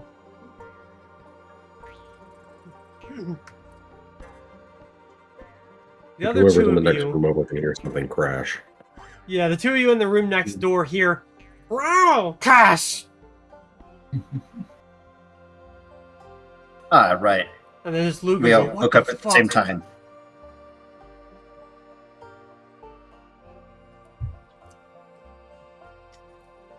And whoever's in my room did just immediately see, like, in the doorway, which is still cracked open, Etor just standing there staring. Click. It's a stupid joke, but I like to imagine that. You know how in the Scott Pilgrim movie, Scott and Wallace share the bed. No matter how many people Wallace has in the bed, I like to imagine Lugo is Scott Pilgrim to Sven, He's like, just constantly sleeping in the same bed with all of his various different lovers. mm-hmm. He gets to sit at the foot of the bed. So. Anyway, All right.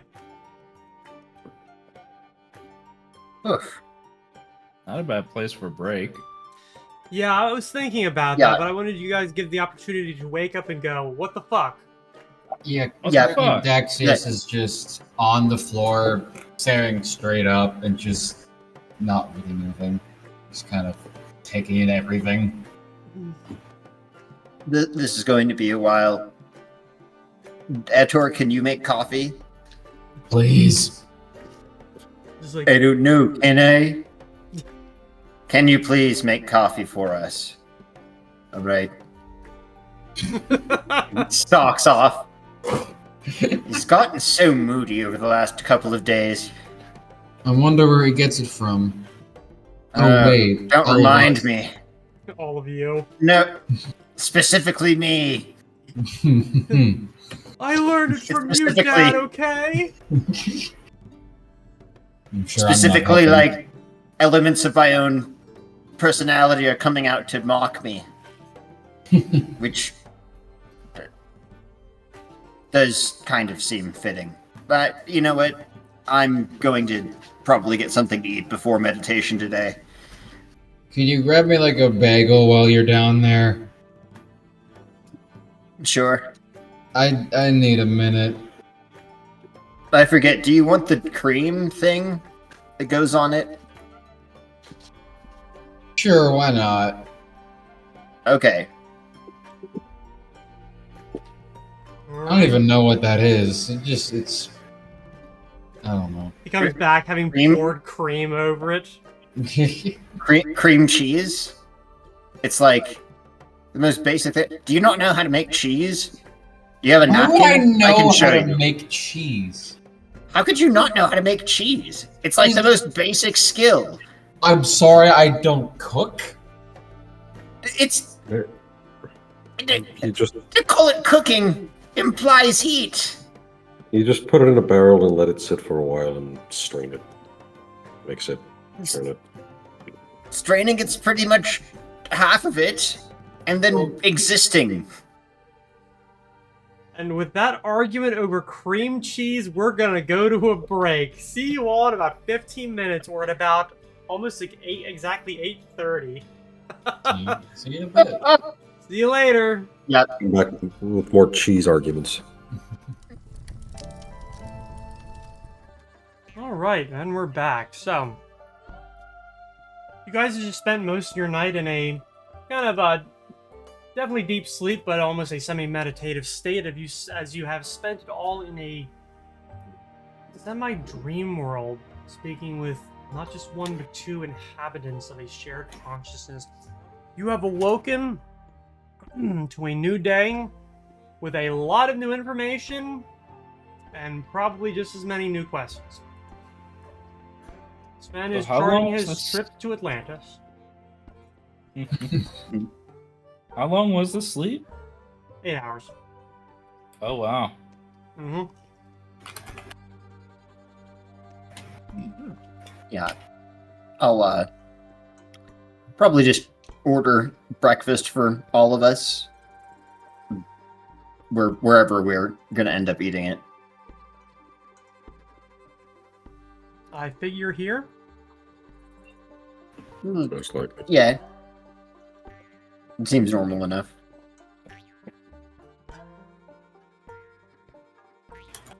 Well, that was a very strange interaction. Strange is putting it mildly. You know, it felt a lot shorter than 8 hours, and I'm not quite sure how it works with my ring of sustenance. I only needed 2 hours, so I guess I feel particularly well rested. Hopefully it doesn't make you feel groggy or anything, That'd be my like concern. oversleeping. I think it wrapped around 3 times, and now we're back in the positive. Oh, good. Yeah, there was quite a bit I didn't understand myself, but, you know, thing at a time.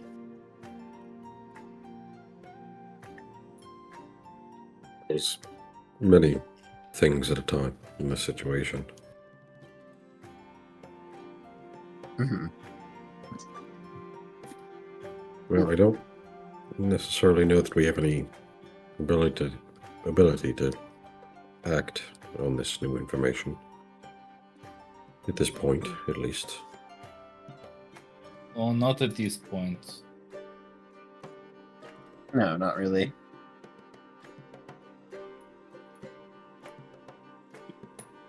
Anyone get the feeling that we're sinking deeper and deeper into a hole?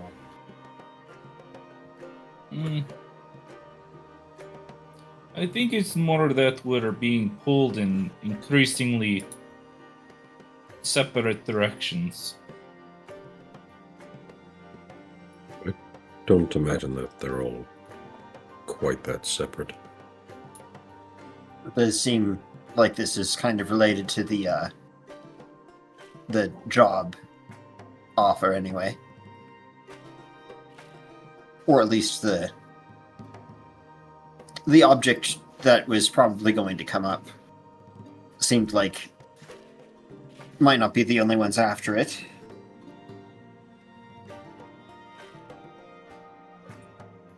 We're likely to run into opposition on the way to the Ark then.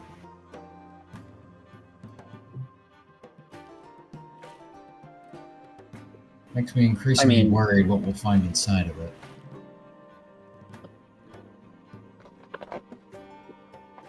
Sort of the case of... Someone... Sorry. No, it's... Sorry.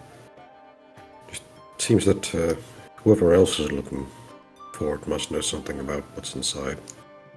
Otherwise they wouldn't be hunting it as fervently as they have been.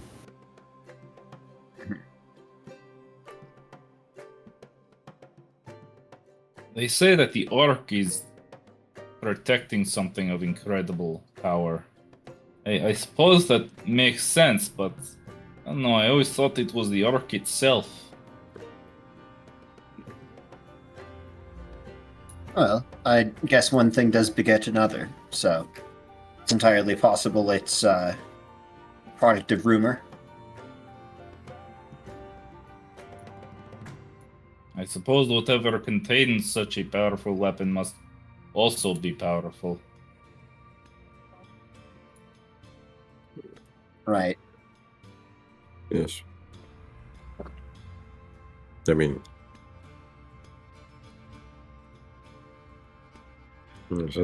As Frederick said, I don't think there's much of a point in differentiating the box from the treasure in this case. Do you suppose at least, if it's not the treasure itself, it's not as though we'd be handing it over to this rich guy to just atomize people he doesn't like? No, that's the thing that I wish to talk about with this contract. I don't necessarily know that it's a bad idea to utilize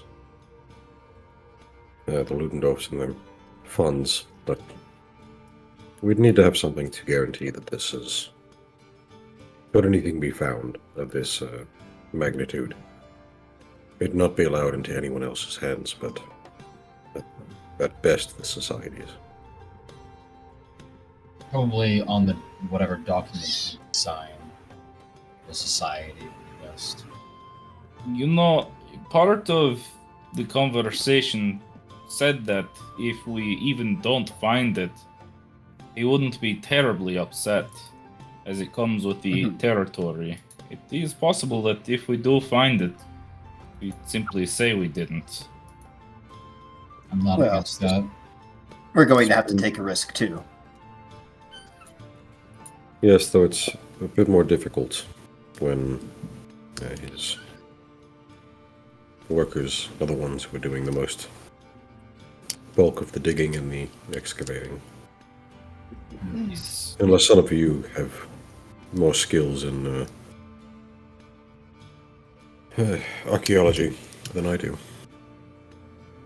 Outside of knowing a dead language, no. And even then, Sven's already got that covered. I haven't been to a tomb dig myself, but I suppose it's in case of some of my knowledge might intersect with it. Also, you've seen how well I deal with holes. So, no, not really. Yes, I was more thinking the manual labor aspect. But, Also, very bad on that chart as well.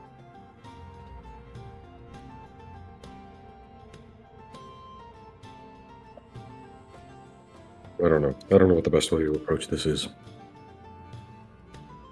I'm not inclined to sign the contract in its current state.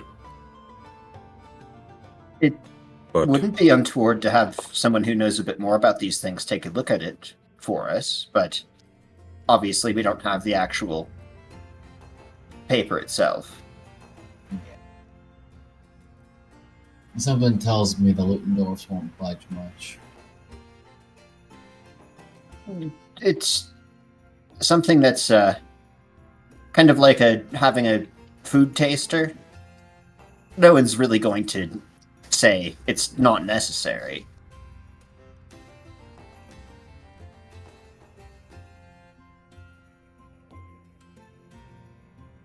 Just wouldn't want to get ourselves into something that could be pain in our asses while we're trying to figure out what to do with this thing if we do end up finding it.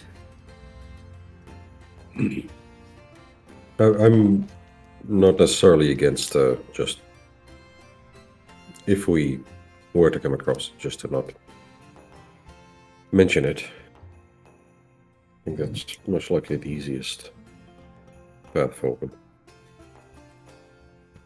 Well, he does have a fair amount of wealth at his disposal.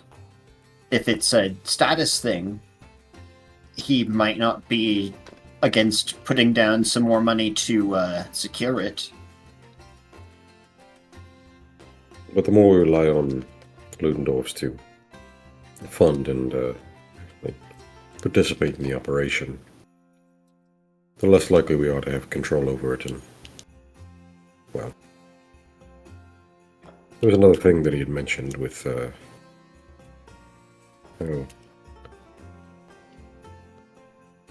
it's not, if it were to end up being a object of power, it wouldn't necessarily stay in his hands if he were to find it. Mm-hmm. I imagine that the crown would Right. be much more interested in this sort of thing than he would. Which is why I'm very reluctant to let them know of it at all. If it's something that's able to call out to someone as well, obviously them trying to conceal it wouldn't really be a thing that matters. At least not for the one circumstance that we're hoping to avoid. Which, I'm glad that you brought that up, actually. I was presuming that it would be good for us not to have control of this thing, because then probably something would come and try to take it from us. And, I don't know about you, but I really only have recently discovered a thing that can prevent things from teleporting into and out of places. I would like to be able to maybe use that method to leave if something really bad happens. And, well, I'm feeling a bit out of my depth. It's, a lot to ask to even potentially be holding on to something that can point us in the direction of a thing that can do these sorts of things. It's kind of hard to say what we should and shouldn't do with it. We have it. We don't know really what it is still. If it's something that's useful to our overall goal, it might be something we should temporarily hold on to, just to until we're finished with our business, so to speak. But afterwards, I do agree it needs to be dealt with. I think the idea of any of us using it is a pretty terrible one, to be honest. Depends on what it's used for. Well, Yeah. it's more likely than not sort of the thing pointing to the other thing. So, still. And you've seen what the best of intentions can do, so I've got to assume there's a fair chance that that would also similarly end up badly. When does something we do not end up badly? It's a matter of perspective, I guess, sometimes. The gauntlet went pretty good. I don't know. I remember getting torn to shreds by a beast. Well, you're not Oh. torn to shreds anymore, are you? Apparently. Yes, Right. I was very nearly cut in half, and we all ended up fine. Yes. Perhaps we are thinking too far ahead. I was about to say the same thing. I think that we should focus on the matter at hand first, then deal with, this arc thing. I think, as far as the Ludendorff's contract goes, as you mentioned, Felix, having someone do a quick proofread to make sure we're not going to go beyond any legal trouble should things not go exactly as we hope. And in the case that we do end up finding it, we'll have to just play it by ear. Yeah. I mean, honestly, if it's something that we could even conceivably do this to, might be best to just track the thing down and destroy it, to be honest. But, yeah. Just, if it's a matter of counting chickens and eggs, we probably should at least have a basket to put one of those in if we're going to pick up what we think is an egg or a chicken. I'm So, hesitant to mention this, but there is always the Veiled Archive for trying to get rid of a potentially dangerous magical artifact. Okay, I've had a problem with the Veiled Archive for a long time, and it's this. I get it. It's heavily guarded and protected, but they said themselves that magic items drawn to each other, drawn to fate, whatever the fuck. Eventually someone's gonna break into that fucking Veiled Archive and have just an access to a Dragon's Hoard plus worth of magic items. Do we really want that lumped in with that?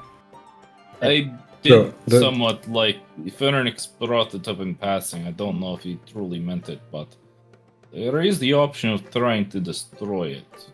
I don't think that's even possible. That's the only reason I mention it is because failing the ability to destroy it or contain it or hide it away, the Veiled Archive is the closest thing that we would have access to in the vague shape of a dark black pit to toss it down. There I are don't like ways, the option either.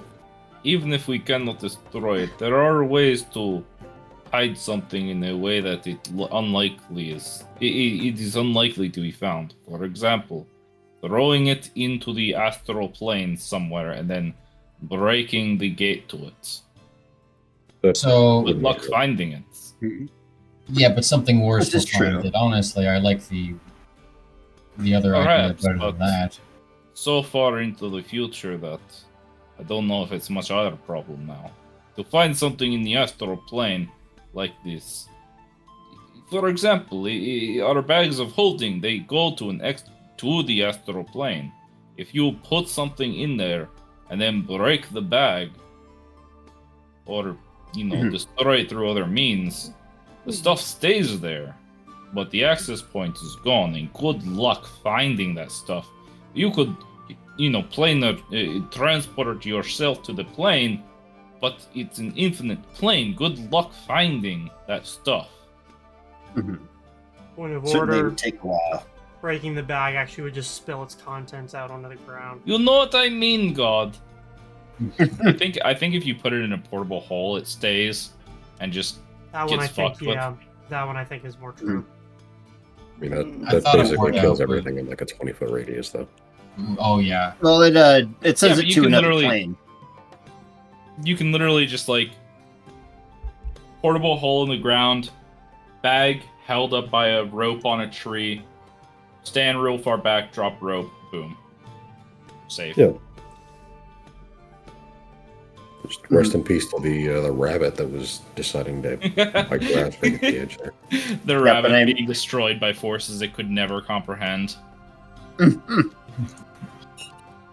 Rabbit is just getting tied up by a phase spider, like not reacting at all. Would be an expensive way of containing it, but it would be a rather effective one. I I think.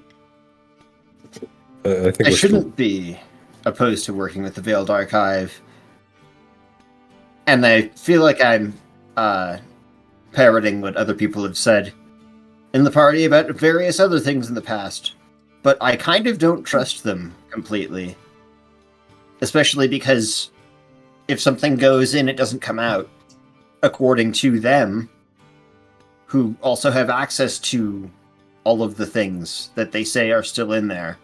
So, who's to say, except for one of them? It's entirely possible they'd be the best option. It's I also is just in- know nothing about them. At Hmm? a certain point, once you are safeguarding enough artifacts, those artifacts can be used to contain themselves in a way. So, you know, Hopefully. when you have enough swords, you can. How am I'm putting this the wrong way. He's trying to make Something the to- point of secure, contain, protect. It is Well- possible to make it hazardous enough, I would assume. But also, just knowing the way that things work out sometimes with contests of magic, it really just gets to a point where it doesn't matter how good something is, they just find a way through it. Hell, a wish, miracle, all of that probably could manage to pierce their defenses or at least open a hole. And that's really all that's needed.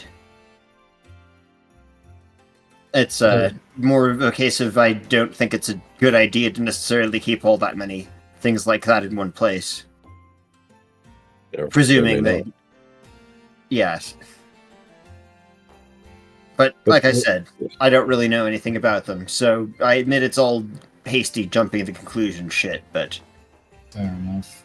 Yes, I think we're Inherently. still yeah. just If we ever needed it again, I would be really remiss to be like, well, great, now we just have to go into talk with them and figure out what the hell they did with it. I think this is another case of looking too far ahead. This discussion can be had when we know what it does, if we even will ever use it again, or use it Yeah. for anything. Agreed. You Oh, know, gosh. it's- We have to fight the hag and...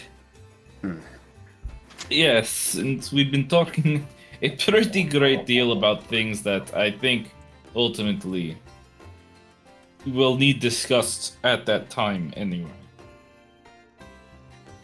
I mean, I love the hypothetical talking with you guys, but presumably this is what happens between when we're actually talking as players. Mhm. But I don't know if it needs role played out. yes. So just for now, we're finding someone to do a proofread for the contract, and then assuming Yeah. no blatant problems, sign on and proceed with that after we finish things up here. We should It definitely is- add this stipulation of, if we find this artifact, it goes to the society. I would almost not even mention it at all. Yeah. They Or seem even like they're just- already aware of it, so... Yeah.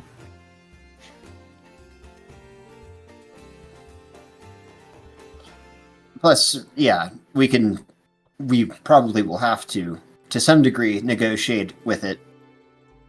Negotiate with them as far as what's done with it. if we end up finding it at all. Which is the if. Don't know if. Mhm. In any case, what else do we have to take care of today? So I'm assuming that you guys were like sitting I- down, like in the common area, eating breakfast and having this conversation. Yeah. Yeah, that or we pulled up and we're eating in separate rooms while talking around a wall. Yeah, just sticking her head outside of the door to yell down the hall. Like fucking weirdos. Mm-hmm. There's like some fucking adventurer that's been standing at the end of the hallway watching this the whole time that you totally ignored.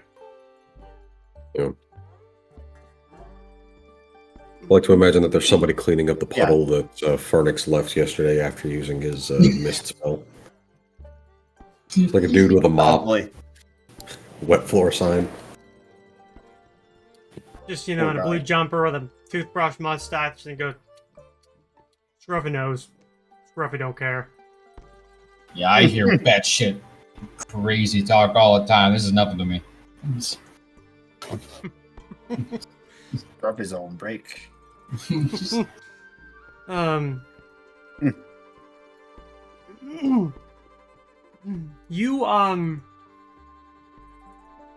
been sitting there just talking. It's been hypotheticals for like a little bit. I figure your breakfast doesn't, you know, take that long to consume. Yeah. The common room's getting a bit busy. You know, it's Toil's Day. It's middle of the week.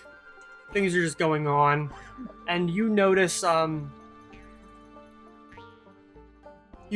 coming through the front door, which Vic, you're the only one to notice because A, it is a woman, and B, she is wearing the colors of a cleric belonging to your church. In fact, you actually recognize her as being one of the younger women that you've seen over at the temple in South Shore.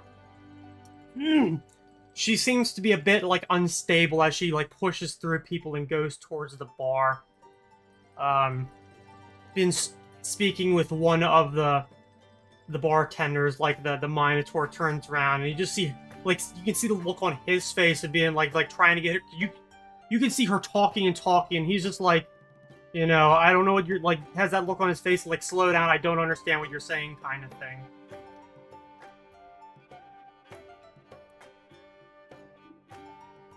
I think eventually he'll probably just walk over and, you know, see what's going on. I think Gar, the Minotaur bartender, just sees you and just kind of like puts like one of his fingers on her shoulder and just turns her around towards you and just gives a talk to him before like escaping from this conversation. The woman, who probably is around the age of like maybe 30, like long brown hair, rather fair skin, seems to be a little disoriented before eyes fall on you, and she's like, wait, I recognize you. Yes, sure. You've been working down in the South Shore Temple, correct? Well, it's probably a good thing that we actually found you, because something's happened. What's going on? What happened? Well, Melia just barely escaped death. And I can't really speak to a lot of the other people at Mdme Carrington's. Alright. Well, let me grab my compatriots and we'll head down that way. I'd make it quick.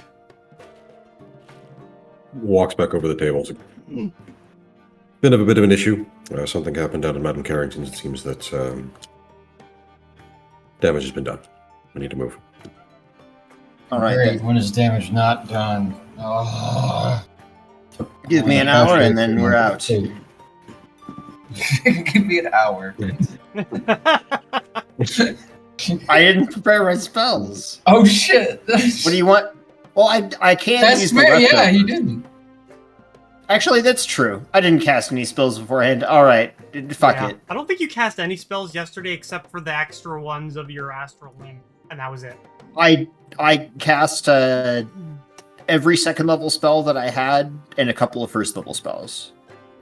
And I think that's it. So, yeah, I'll cope. I'll deal with the prepared caster bullshit. I'm gonna just be like, hey, Vez, this totally counts as an interruption. I'm not putting off meditating for spells. Mm-hmm. Just put him in the back of the Don't- cab, and we can read while we're driving. Yeah, don't let the bus leave. I'll just be there in a couple of hours, maybe.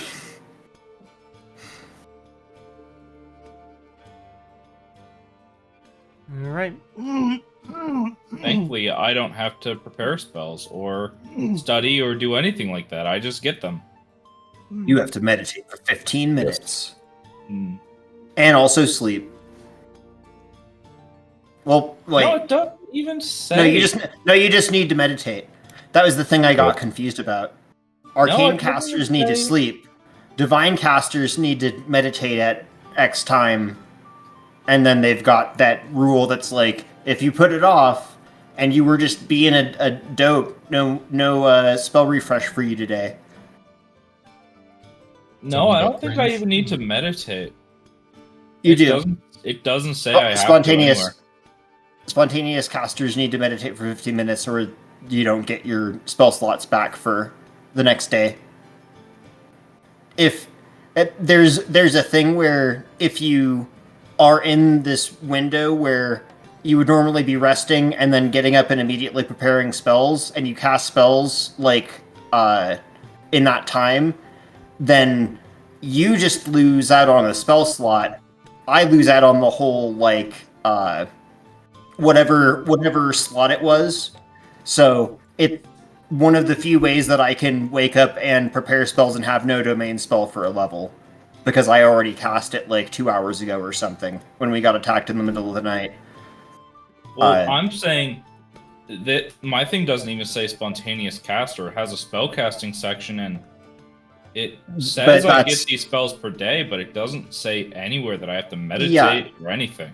But you're a spontaneous caster because the way that yours work is you have spell slots that aren't assigned to anything, and then you've got spells known, and you can just cast any of your spells known off of that level. Yeah, but That's I don't what, need to meditate for them. You do. It's It's not saying 15 I do. minutes though. It's in the magic section.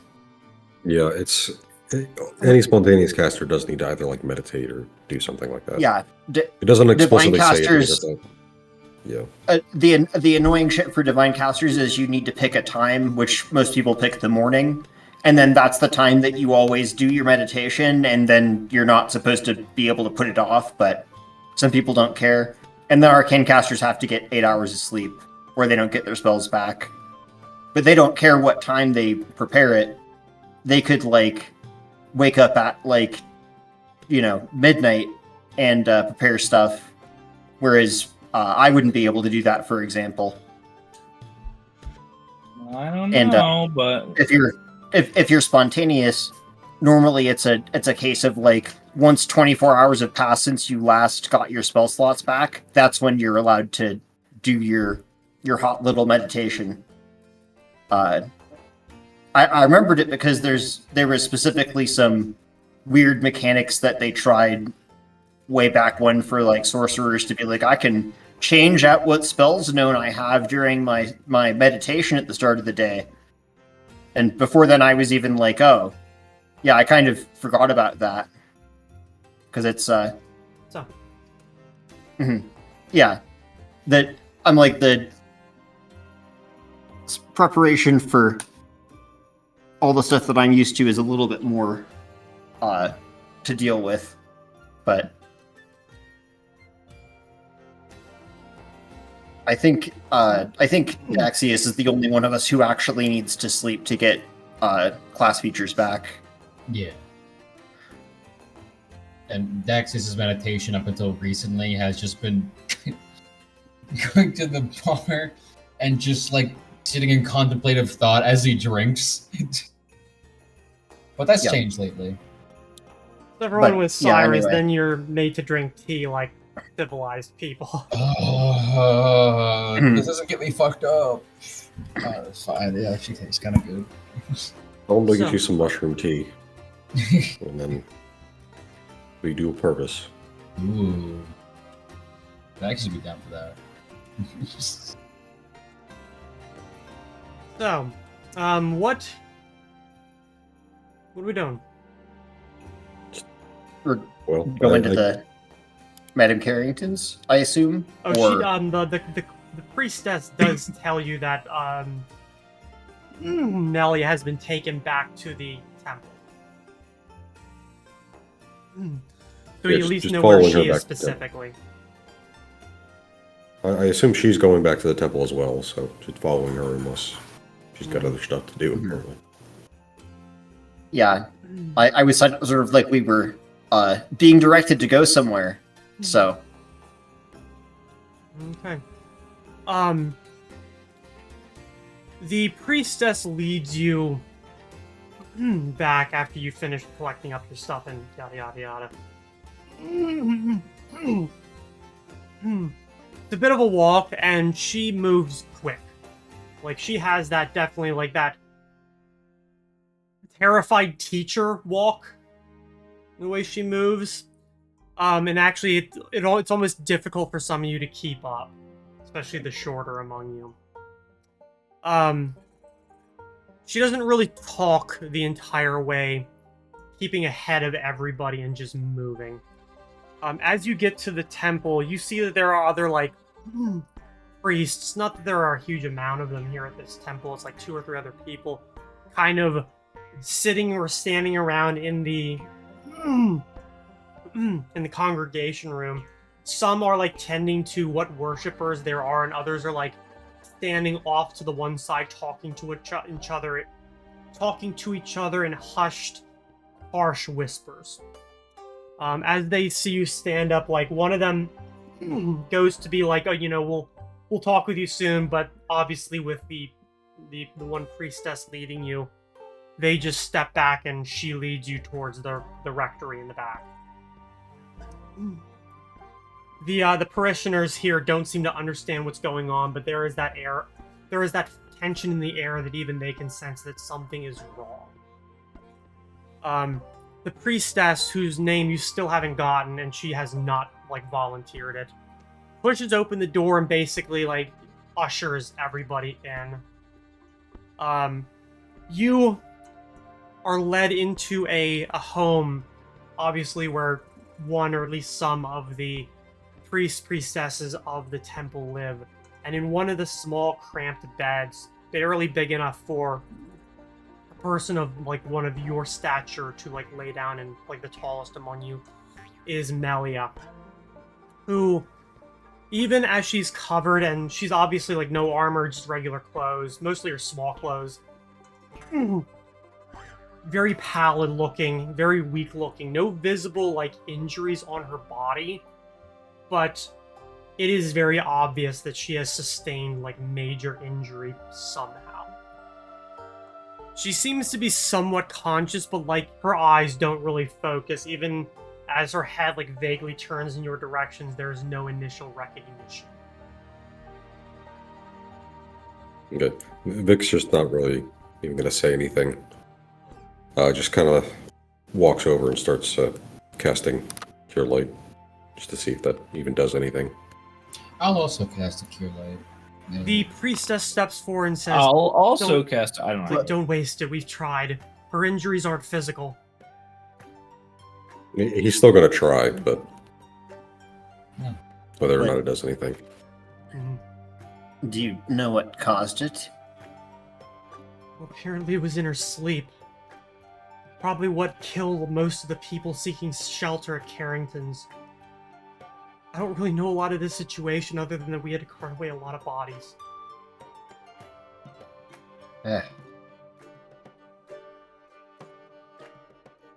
Why in the world? Feel like I was really close to figuring out that was going to happen. Well,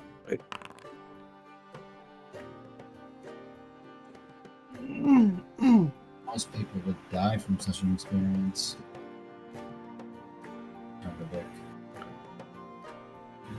quite a durable mentor. She said she had it under control. I thought she was correct.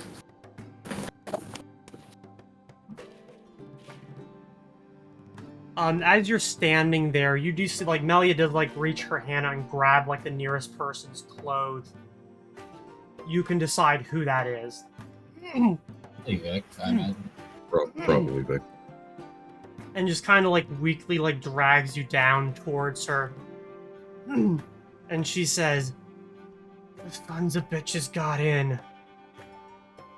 Fucker knocked down the walls like he was a cannon and just walked in. So many people are dead.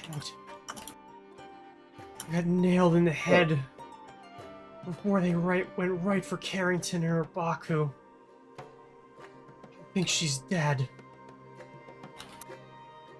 Bitch. That fucking witch. And that ghost of a man. And her bastard little children. Yeah. Children? What of these Did they- children? Oh, they're shaped like children. But they ain't fucking children. They're her children. Twisted little demons in human shape. Hag spawn. That's I don't know. not something I. They seem too alike. No, not little girls that the hags steal in the night. No, these weren't ever people. I don't know what they were. It all happened too fast. It was like war.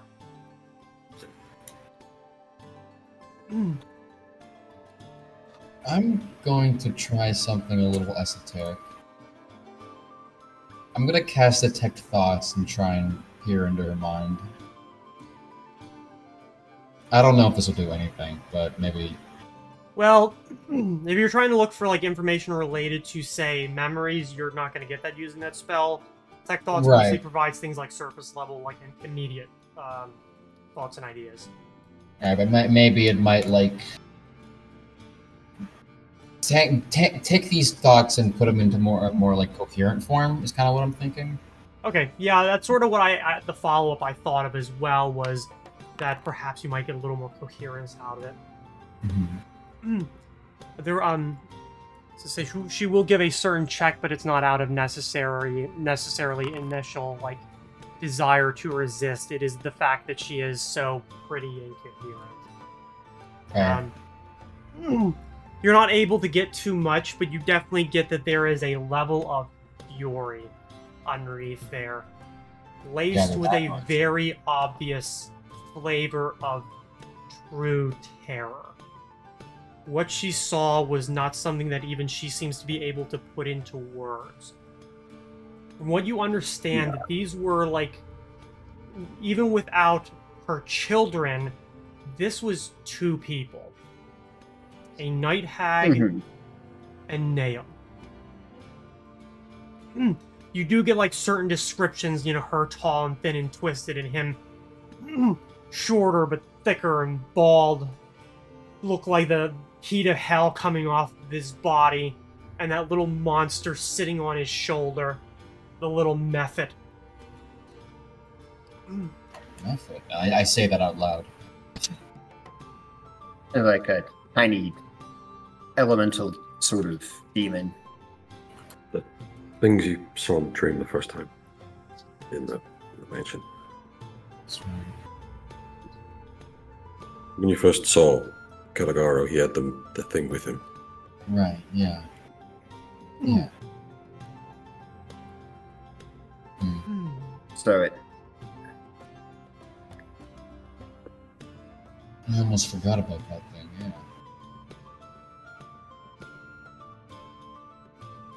Well, that memory that we saw Caligaro in with that method, was many years prior. At least. No, it wasn't. That was happening as you were there. That wasn't a memory. Oh, That was you okay, seeing 'cause into the dream world at that very moment. okay. 'Cause I remember there was a memory where it was like in the room we were in. That was in the past, where he That was. was when the ritual was happening. It's the guy that interrupted it and everything exploded. Okay, never mind then.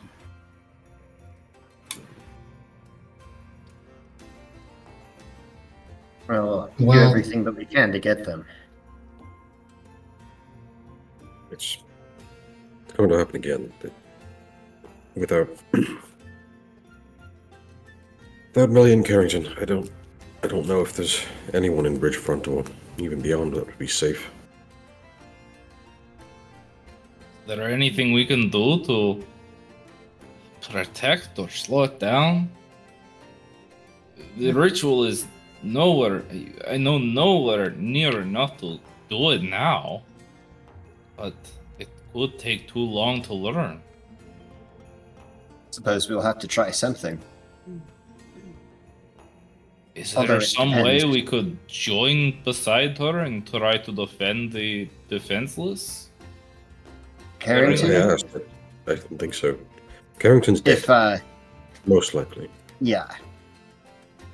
I don't know If we're that there's going to anything we attempt can something do. like that, it's a good question of if her soul's even intact enough to help us anymore.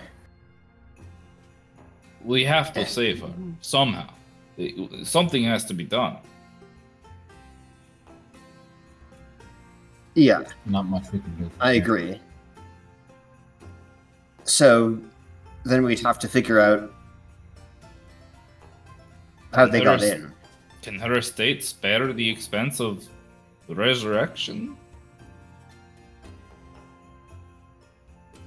Oh, no. You'll have to go around. I know her manservant's still alive. He wasn't in the fight. I don't know what happened to her. I lost consciousness before the fight really ended. Where is Madame Probably for the best. Carrington's body, I suppose? Is her body old? Oh I'd no, imagine we it's- have to go to her house. Go to the Aneromancy. I think we should do that. Yeah. I suppose we should go and see who else was victim.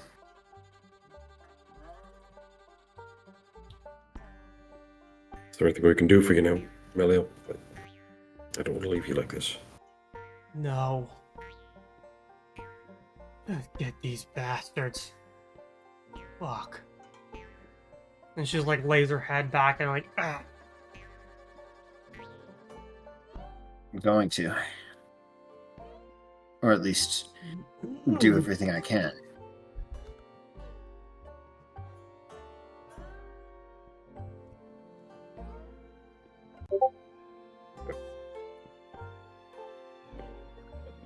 Let's just go. He just starts walking. You follow. Yeah, Follow. we leave.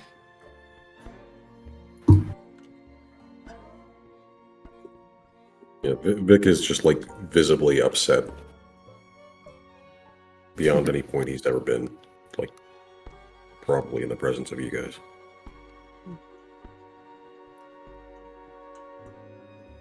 I just take a few steps away from Vic because he's terrifying normally.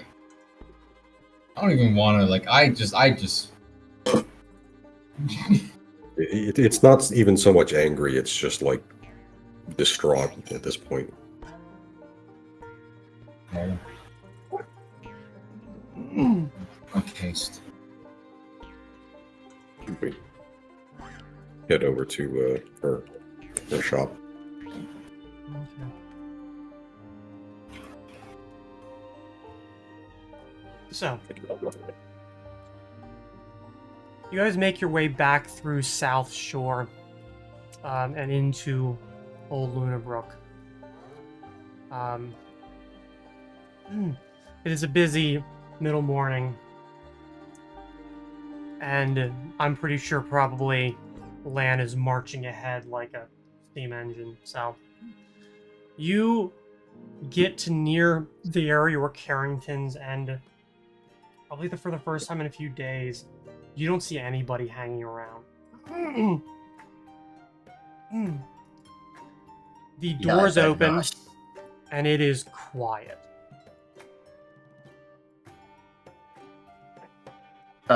Hello? I'm actually going to split off from the group and try and go from the back of the building. Okay. Why would anyone still be here, actually?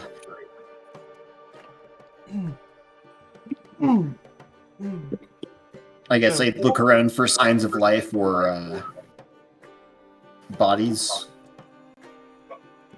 Yeah, just a second.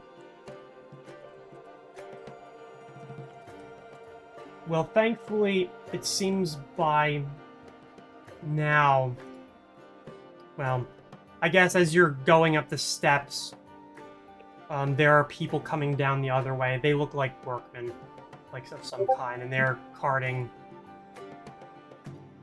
well, corpses. Like they're moving bodies.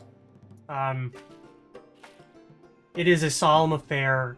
Nobody says anything, and as they pass you by, you can see it is the body of a woman. Younger in age, but probably not a child, and her skin is pallid. Gray, ashen, like a lot of the people who you've seen who have died in their sleep. The the one workman kind of meets your eyes, gives like a, and just keeps moving. Yeah, I just flash a look over just then. Don't say anything, but figure he probably already kind of gets the picture. Licks his lips, shakes his head. No. No thanks, I had a big breakfast. So, who's going up the steps to Oneiromancy? Yeah, head up there. But I was kind of implying out of game that one person that you interviewed might be good to see if she's alive. Abigail? You, Abigail, yeah. You get to this top of the steps and you don't hear a lot of noise. You don't see, thankfully, like corpses still piled up or something like that. But you can hear the sound of a man weeping, like openly sobbing. Since I'm familiar with enough with the layout of the place, I've been in there twice now. If there was like if there was like a room that was like closed or locked from my time in there, I'm gonna try and like on like the second floor. I'm gonna try and get in through a window that will give me access to that using the rope of climbing. So you're outside, right? Yes. So you're gonna go for like a window? Yeah. Okay. You'll be climbing up to the second floor. Like that's, I'm assuming you want to get into our Oneiromancy, not into the home. Yes. Yeah. Okay.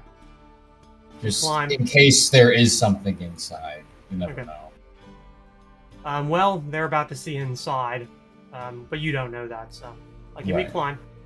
As the three of them go up go through the landing in the waiting room. You're able to climb up and get to the windows, which are closed and locked, and the heavy drapes are drawn, as you've seen in the past. If you want to try and open one of the windows, give me a disable device. Okay, you're gonna have to keep trying for a little bit, but I figure you'll get it. It's not very difficult. The three of you get to like the open double doors, and you see inside her room where you see Colville, her manservant, basically, the white-haired, thin, tall, almost butler-esque man, standing over where you can see her crumpled form on the floor by where, like, her fainting couch usually is.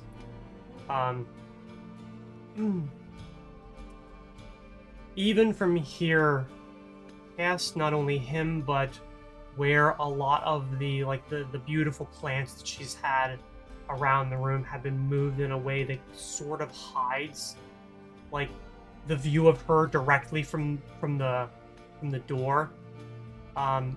What you can see is not pretty.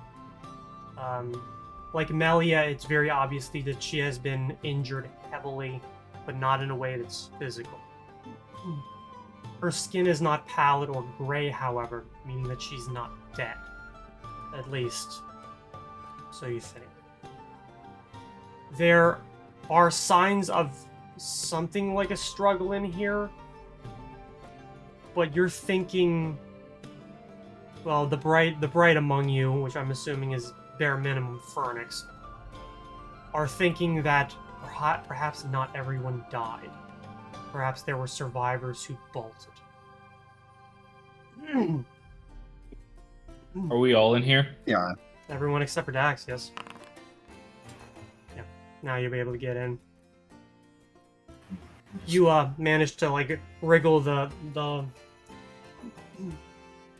bar up between the window panes and open up the latch to get in. It was like a DC 20. Okay. Am I just in the same room as everyone else? You do you open it and go in?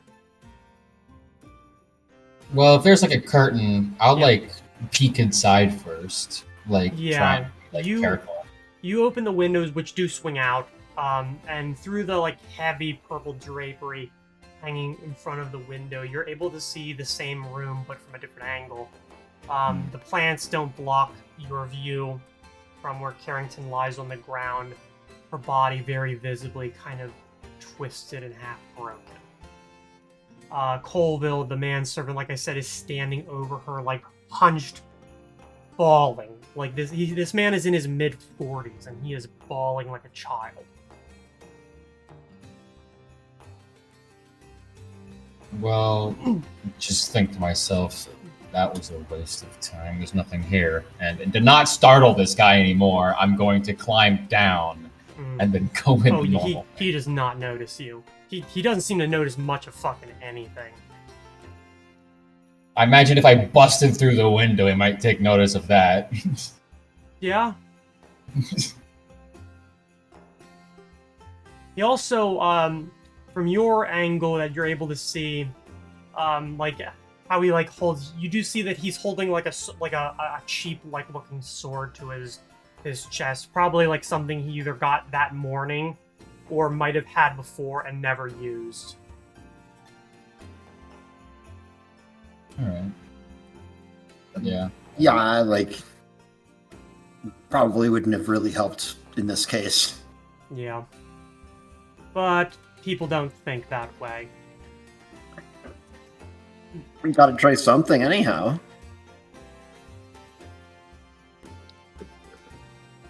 I'll just go on the normal way.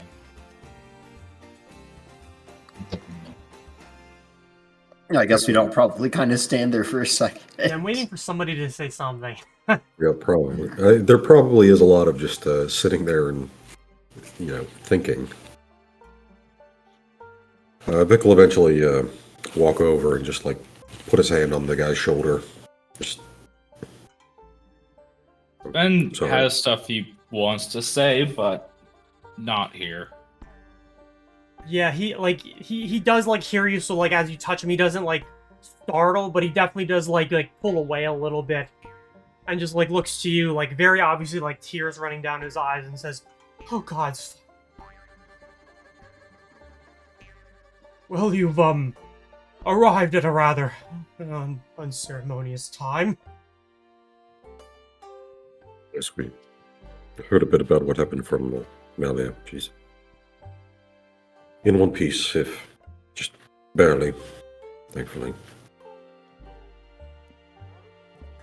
Do you have any idea what happened or what the situation is? He just kind of looks down to her, and like as you're standing closer, you can definitely see that while she is pallid, she does not appear to be dead. Which, despite that, her face is contorted in this expression of absolute terror.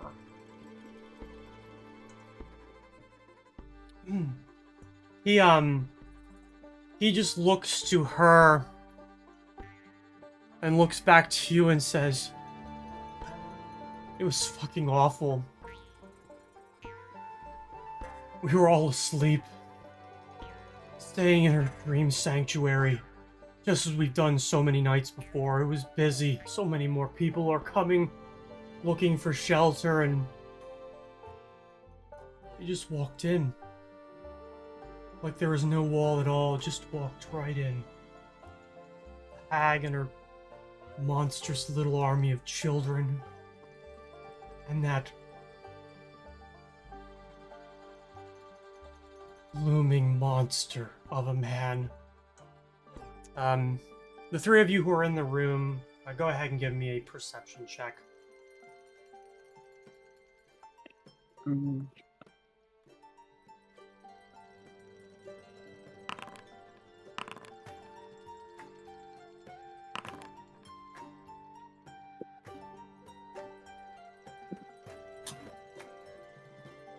Okay.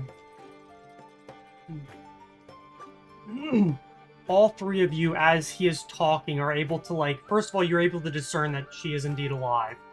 However, very, very weak. Her breathing is extremely shallow. But you're all able to, kind of glance down and notice that there is something that is written on her planchette. Like the thing that she does her auto-writing with. Which reads out, "The spider silk is strong, they are coming for me."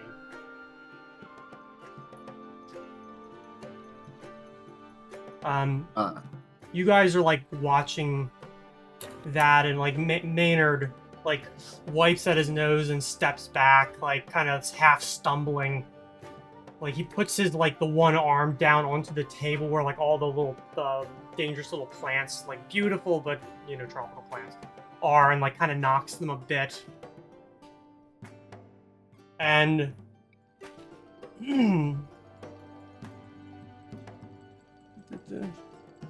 okay. Yeah, Fernix and Vic, you're both able to see as he puts his hands to his mouth and imbibes a potion. Everybody roll for initiative. Huh? Huh? Yep. Huh? I mean, okay, but huh? Walked right in like it wasn't even there, huh?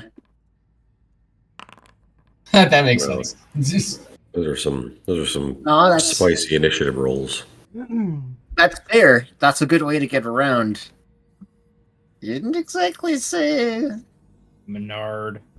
if you knew any more about that. Should I put them in? No, I'm not gonna put them. I'm not gonna bother. And at the same time, you watch as all four of the plants just shake and begin to release a something. Everybody give me a will check as well. Me as well? Because I'm not there yet. No, not you. Okay. Whoa! God damn! Not today, Gray! Of course it's Vic that doesn't get the natural 20. Wayne, give me a 1d3. Well, My hand hold over on. my mouth. No, wait, my head? To protect So- my brain? Maybe. Before that resolves, I do have to pop that out. Ah. Because I presume I failed with 13. I don't know Yes. if the extra 5 causes me to pass in that case. Okay. All right. Yeah, burns it up. But you manage to pass that as the feeling of heavy sleep overtakes you, and the charm burns at least one charge. I can't remember if there was more than one or not. It says first time each day. Actually, another slight question: was- would a 15 have passed? Yes. Missed by five or less. Okay. Okay. Because I technically also have the shake it off feat, which would have, assuming that I'm standing within range of both Barry or both Sven and Fernix, would have also given me a +1 for each. I don't know if you want to rule that I wasn't standing next to both of them. I actually want to take 5 steps to the left. Yeah. Since there's I- no as real far as- there's no real battle map for this because the room's so small. It's like 30 by Mhm. 30. Yeah, we're probably all together. We'll just say that the charge gets used either way, because I think You've had this for a while. I think I gave this to you like a while ago. Like a while I haven't failed any ago. Well, I haven't failed any saves for a while. Oh Yeah. my god. No, I believe that. I also didn't change this for your guys' increased level, so I mean, you would have still failed by 5, so yeah. That's okay, though. I should have looked into that. I had too much time for that. And Yeah. as he finishes drinking the potion, he vanishes. Son of a.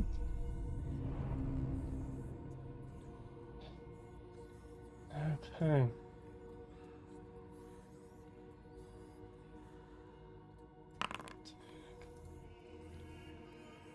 Yeah, I'm thinking so. Do. Yeah, that's. I looked into this more before I did this. That's okay. I didn't fucking know.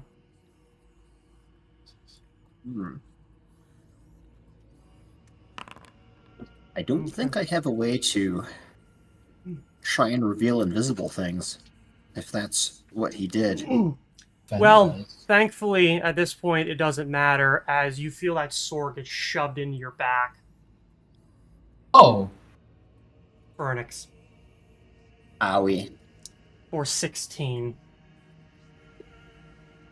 He rolled real low on his sneak attack, like real low. Piercing damage, and Just, of course, when he hits you, the invisibility vanishes. Yeah, I found a coughing way up. to detect where he is. Blood as they stagger forward. Just sword through your chest. Yeah. I've located him, guys. Alright. That is his turn. Sven, you're up. So he went invisible and then stabbed Fernix in the back. Yes. So do I see him now? Yes. The invisibility is broken by the attack. I'm gonna cast Fairy Fire on him and draw my weapon. Just so he doesn't do the invisible shit again. Well, it's seeming like that was from the potion that he imbibed, rather than an ability that he has. Yeah, but he might have more potions. Yep. And we Alright. don't know his abilities. Alright. You cast that on him. I do not think that he can resist that, I'm pretty sure. No. Oh, I yeah, think no it's- saving throw. Alright. Spell resistance, yes, but no saving throw. Yeah, no, he does not. He does not have spell resistance. Alright, and that's my turn. Alright, Vic, you're up. Hold on, what? Alright. I assume he's relatively close by to me still. Bare minimum, like, within 10 feet. Like, or excuse me, at most, like, within 10 feet. Like, I'm not really worried about this. This is a 30 by 30 Okay. room. So would I be able to, like, just 5-foot step over and still be within range? Yeah. Okay. I will say that this man has not displayed, like, any real overt hostility. He seems to be rather demure. Except for stabbing someone in the back. Yeah. Okay. Well, I mean, it was me, so. It's not Would, that hostile. it'd be more acceptable if it was me. And then we'd help. Yeah. Yeah, so I'm technically still just in my my breastplate. I didn't get the full armor on. Okay. So which also means I wouldn't even have my gauntlets on. So I think for now I'm just gonna try to get into like planking position if possible. If not, then just good old-fashioned regular full attack. God, because he's technically flanking as well. I'm gonna say with a 5-foot step. Yeah, why not? We're kind of playing fast and loose here. Okay. So, but 4 without flank. Full attack, power attack, just punching him. Okay. So, oops. Oops. And that is non-lethal, by the way. Those of you who are within, everyone except for Daxius, who is not there yet, give me a sense motive, and I think that is your turn because you punch him pretty decently, like hard. You do find that he is wearing like a level of armor. It's not great though. Okay. So if either of those do hit, I do get the free intimidate check as well as the potential for a swift action. Okay, go ahead. This is a weird with that- situation, so Yeah. it's a really bizarre situation because I don't know what necessarily you'd be rolling against in this. So if you were, well, I can make a suggestion, not knowing the situation. Give me the sense motive as well. I would assume that if he's being mind controlled by something, then He is it being wouldn't go dominated. through. With that roll, you were Okay, able well to that- tell that he is terrified and crying as he is doing this. This is a man who probably has never swung a sword in his life.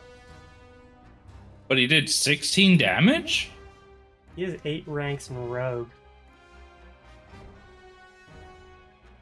So most of that was from sneak attack, but thank God he rolled like a 1, a 3, a 2, and a 4.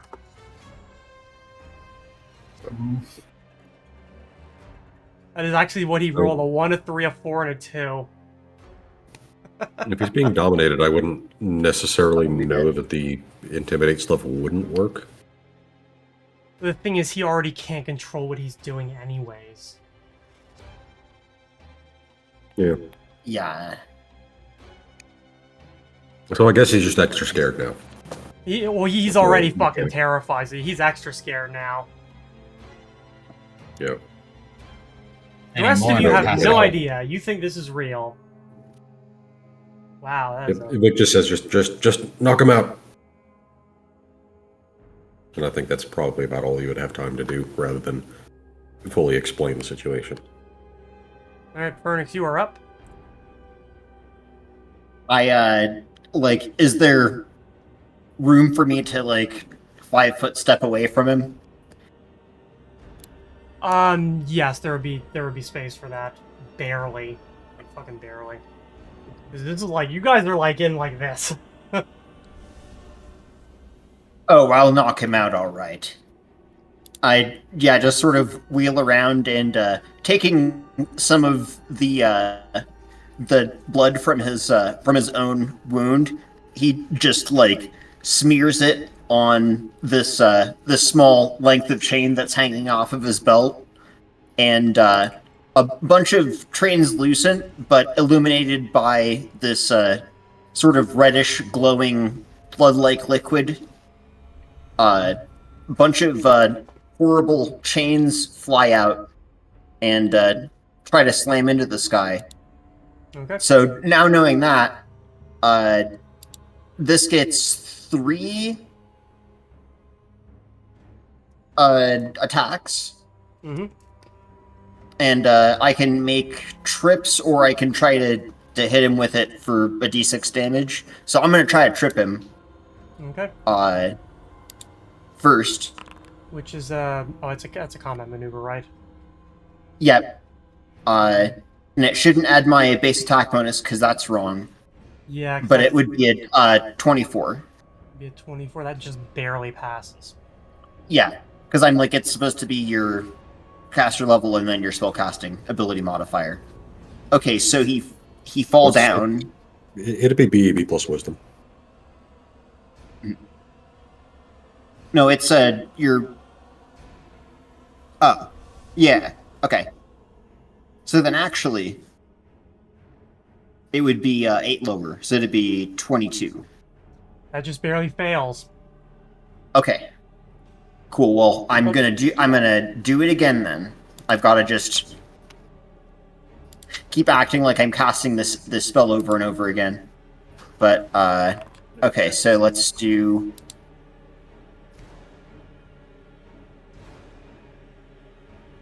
Yeah, that should be the right bonus. Okay, so another trip. Yep, Yep, that one 23. passes. Yep, that one passes. Yeah. Cool. I tripped him. And I'll just nail the other chain like right over his hand, I guess. Yeah, because I can't make any other kind of combat maneuver against him, and if I hit him with it, then he can try will save to not be shaken, but I think he's already shaken, so Okay. that's gonna be it for me. Okay.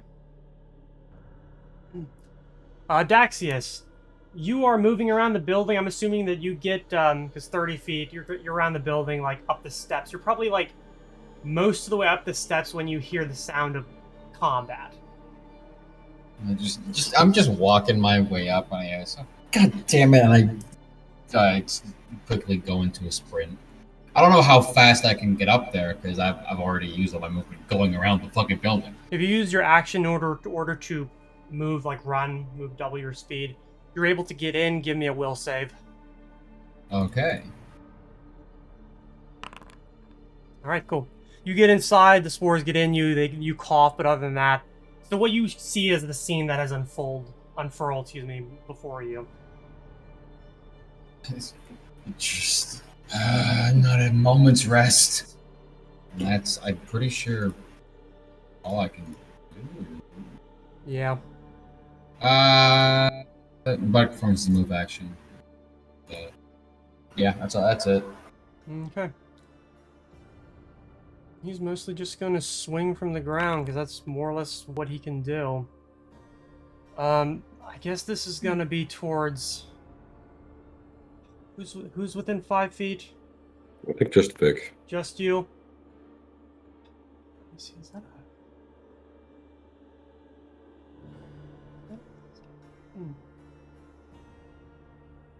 Okay, no. Second one is definitely a miss, but the first one is a natural 20. Well, 19, but a short sword is a 19 to 20.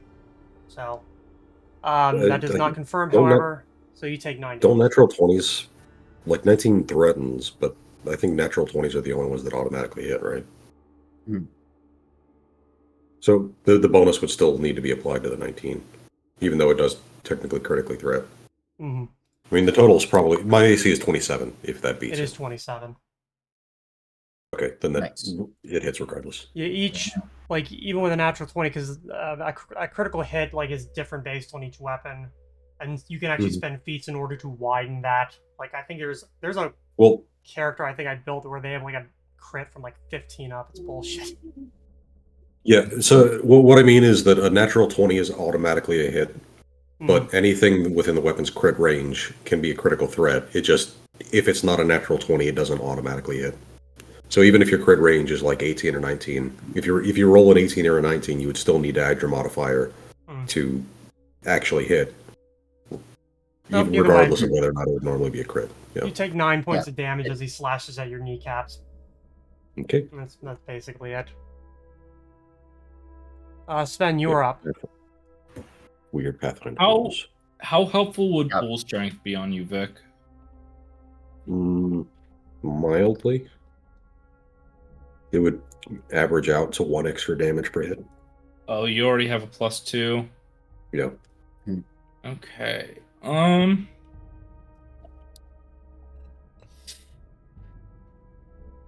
don't really have I mean, I guess I do actually have the dragon's roar thing. You should have several weapons Yeah. on you. Yeah, but no ones that I can do non-lethal with. Okay. You can do non-lethal with any weapon, just with the penalty. Except Yeah, for like things okay. which you physically can't and ranged weapons. All right.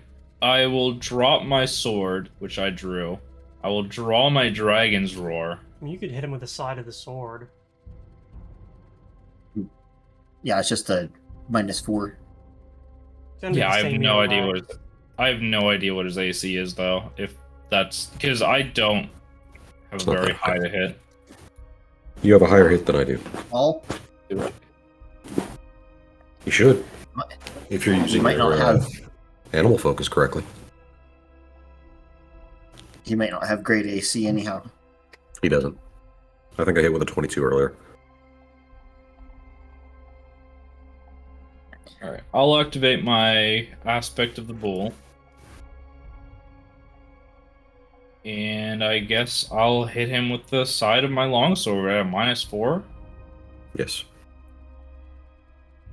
Okay. Okay. Oh yes, and those of you who have been hit by him, you are also bleeding.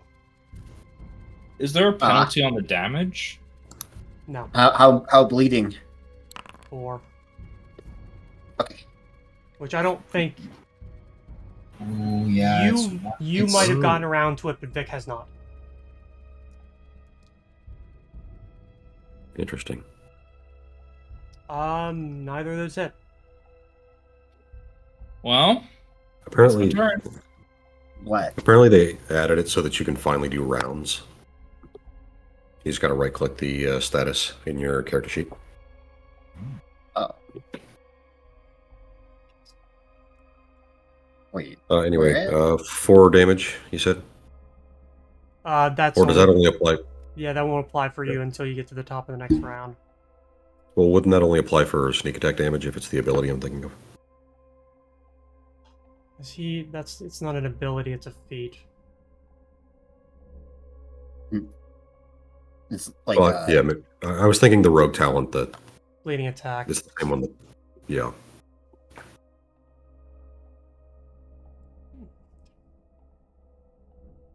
Okay. Well, anyway, we'll figure that out later. Vic is just gonna make a Bleeding 5-foot step to creatures try take amount to. of damage at every so. Yeah, no, it's at the beginning of the round, so you won't take it until the top of the next. Okay. Yeah. Yeah, Vic's gonna take a 5-foot step to try to start getting closer to be between him and Phoenix, Mhm. and then just full attack. I assume his AC is quite not great because of the whole lying on the ground thing. Is it the bleeding attack rogue ability? It's not a rogue ability. Apparently, it's a ninja ability. But Yeah. the rogue talents it's, invisibility, yeah, it only applies when they're doing sneak attack. Dexius is the same thing. Yeah. Well, then Birch still gets it. Mhm. Yep. Okay. Yep. Okay. Yeah, so he's prone. I'm just gonna. It's a -4 to AC. Just do a full attack. Oh yeah. Just with my fists. Try to knock Was him that out. was that You know what? was that in for various Sven, swings too? I Sven, just your attack hits. Apparently that's broken. It's not applying the. It only applies to melee attacks, which is why it's not adding to the AC directly. Okay. That's. It's a -4 to melee Okay. attacks and a +4 AC to ranged attacks. So it's not going to apply Yeah, by default because it's technically a conditional. That's What's true. wrong? Technically, we were supposed to apply the +4 bonus for you trying to hit a prone guy in melee. It's But not we didn't. applying for Oh. anything. Yeah. But It should. I just usually say it's easier to just factor in their AC as being 4 lower because you already add like a laundry list of modifiers anyhow. So yeah, Okay, so pinned works. Yeah, the stuff pinned, works. It's just a lot of them are conditional, so it's only applying to certain situations. So like Yeah. a lot of these It's- do work. It's just weird. I understand why that's how that is. So Mhm. we'll just have to remember it. Yeah, I can just add As 4 to like- my attack rolls if you like. Okay, so Barry, that the 17 100% does hit. Okay. So Nice. the 8 unfortunately does not. That's fine. But non-lethal. I think you factored that in, right? Yeah, you did. Mhm. Yep, it's fine. Okay. So do you want me to just add the 4 to my attack rolls, or not? Or just The apply 4 to to your AC? attack rolls? For because he's prone. Yeah, you might as well, because I'm not going to remember. Makes things easier. So if you're rolling, yeah, well, I guess with fists you don't need to worry about it, but the rest of you just Yeah, don't it's need not to like take flat the or full. -4 on it. Okay. That is with the +4. Damn.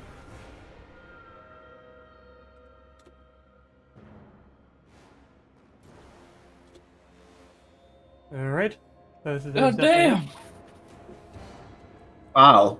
Yeah, just trying Ow. to kick his just trying to kick his sword away and just basically just we could flavor it as him trying to just restrain him and keep him from moving. That's Just Another way casually of kick his flavoring it. spine into a pretzel.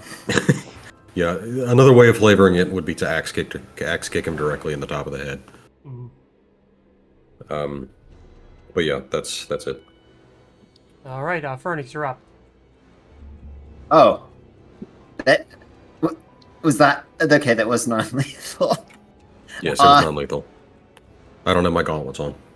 There is room to get in on this? Yeah. Okay. I guess.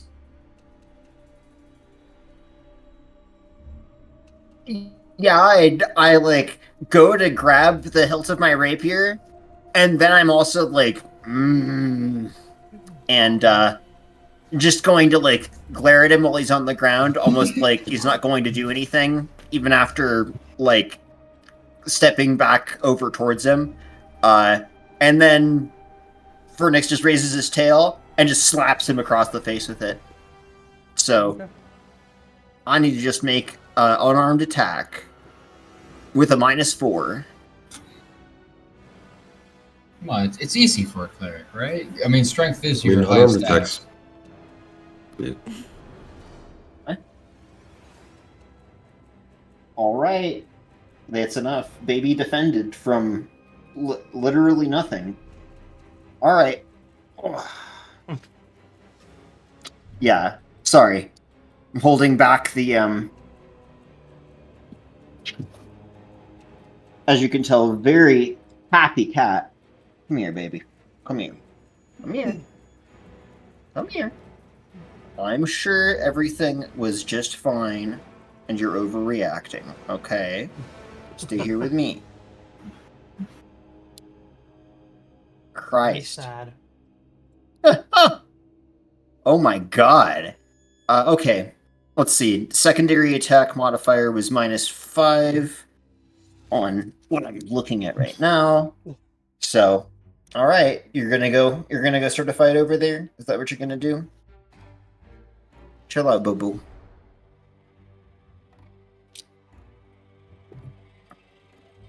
Yeah. Woof. Okay. Finally. I guess this would just be non-lethal. Vernix dealing with his own fight off to the side. Yes. My own encounter about to happen. All right. I just need to. Oh. Well, I messed up something with what I was trying to change here. So, good stuff. Always a pleasure. Let's see. Okay, I don't know why it doesn't want to.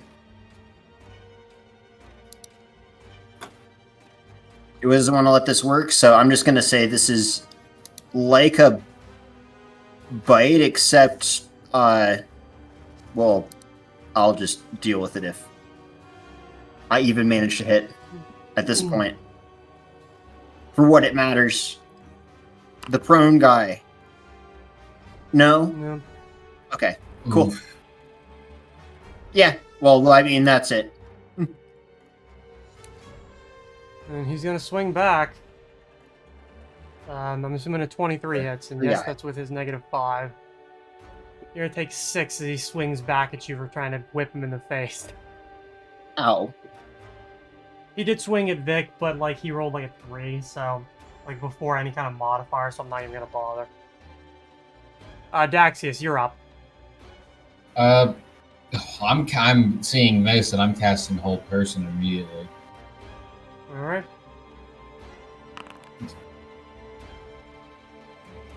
Works.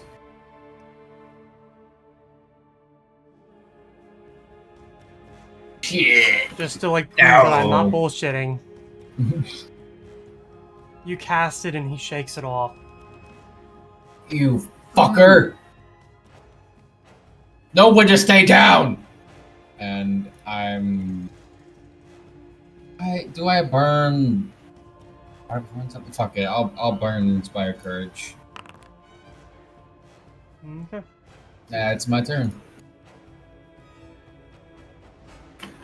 You know, he's probably just gonna try and get up. So those of you who are within swinging distance, go ahead and give me your attacks.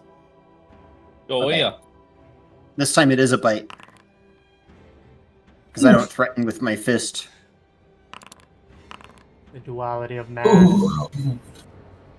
Ow! Bite my own tongue. Oh no. I already sucks with normal teeth. Imagine with like. Oh, that blows. Okay, well I think the 18 against Phoenix does not hit. I'm assuming. No. Okay, good. Against Vic, it is 30. Yeah. He manages to do 7 damage. Okay.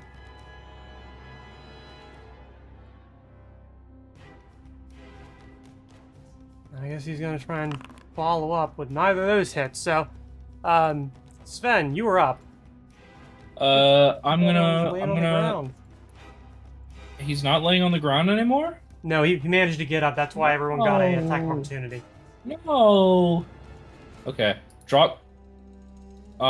Drops the sword. Draw a quarterstaff. Hit him once with quarterstaff. All right. How many weapons do you Does have? not hit. I have a lot of weapons. That's my turn. Yep. Did He's you- also got the ham. Okay, making sure you didn't accidentally put the -5. Or... No, I guess you didn't. So even without that, yeah. Vic, you're up. Yeah, you've also Sven's also got the 2d6 one-handed hammer. No, I don't. And who does? Wait, you're not making a joke? The Vardo, No. I think. Yeah, no, I think that's the not Vardo Bardo. has it. I have a dagger, a quarterstaff, a silvered long sword, javelins, and a longbow. I thought you took the hammer that Gurimish was using. No. Okay. Yeah, you're one hammer away from being a mobile armory. Mm-hmm. I thought Well, you did take it and it just went to the Vardo. I don't know. Yeah, whatever. Yeah. So quick question for you. Would you rule that the effect of Bane would apply non-lethally? Because I think it would just increase the damage. Sure. Yeah. Okay. Yeah, I'm just that's sure. So swift extra action. damage. Reapply that. Take a 5-foot step to get into flanking with Phoenix. Mhm. 4 for outflank and power attack. First one Doesn't hits. help when I roll nothing but 4s. Oh. Well, Okay, that's Bane. Yeah. Yeah, the bane stuff is automatically included. All right, the second one does not hit. So that is it for me. Back, nope. All right, Furnace, you're up. Oh yeah. Yeah, I'm like bleeding a lot. Hold on. And I'm just gonna yeah, but how much room do we have in this room? It's a 30 We by came 30, up the stairs, so right? you could 100% 5-foot step away, and he's probably not gonna follow. Oh. Okay. Yeah, I guess I should probably stop my own bleeding to death here. So I'm gonna just calmly... I'm gonna calmly step away 5 feet. I'm gonna take out a scroll and just sort of shake it off the other one. And, yeah, go for that scroll of Cure Light Wounds. All right. That will not stop the bleeding. It will. Yeah, it should. I don't think that's. I think the only thing that could stop it is you have to take a round to attempt to make a medicine check. Or magical healing. I'm reading through it again myself. I'm assuming magical healing does it. Who the hell knows, though? I'm really Well, looking forward to running regardless- POC. I hate a lot of rolls. Regardless, I took 4 damage before that, so that's fine. And that's my turn. Okay. Daxis are up. I feel like I should fix that. Like, I don't know why it wouldn't.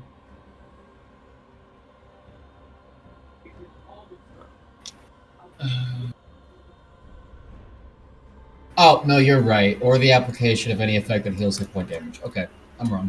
You're right. In that case, are you still like down health? Like about half or so. Half health? Okay, then in that Yeah. case, I will walk over Probably to you fine. and I will also give you a Cure Light Wounds. Thanks.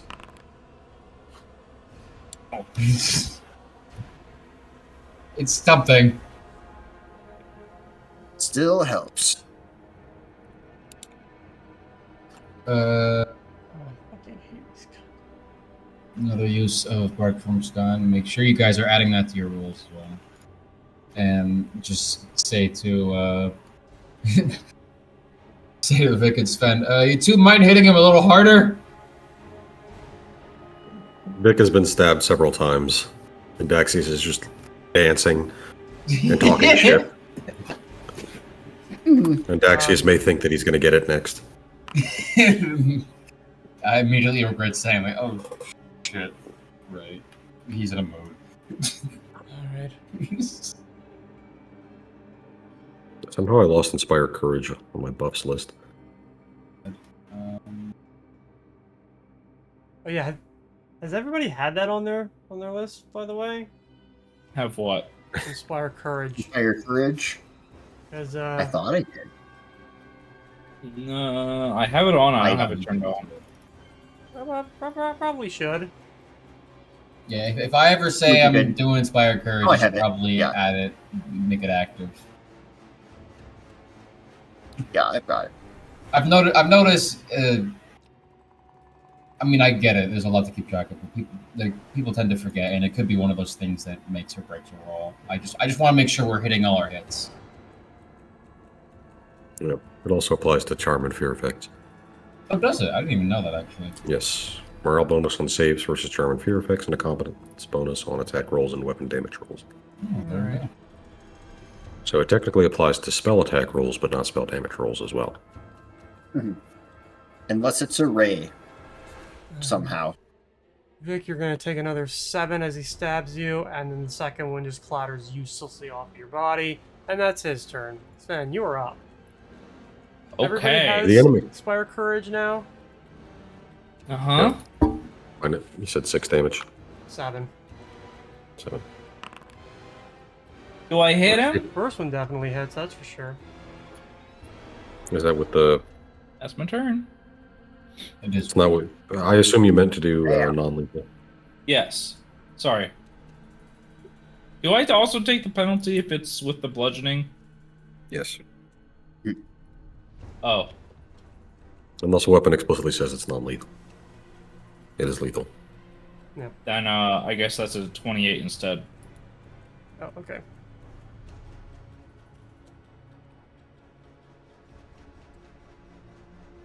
Alright.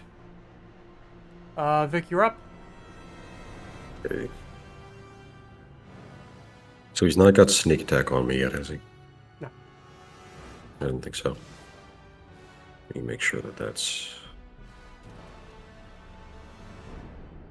It's fiddling with my buffs again. It doesn't seem like it's working the way it thinks it does. Is Fernix still within melee range? No, I don't think so. Oh no, that's right. I backed off. I'm gonna try to step the 5-foot step preferably to get into flanking with Sven, if possible. Okay. I mean, I haven't made a battle map for this, so... Although Just we are assume. fighting around an well, because she's not dead, so she's not a corpse, but...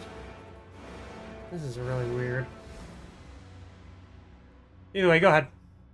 I think this Yep. should be... Yeah, that one thankfully does it. Second one would have missed. Alright, you managed to clock him again. And he goes down. Sprawling out on the floor. Which will bring our combat to an end. I am gonna run over and give Vic another egg for that.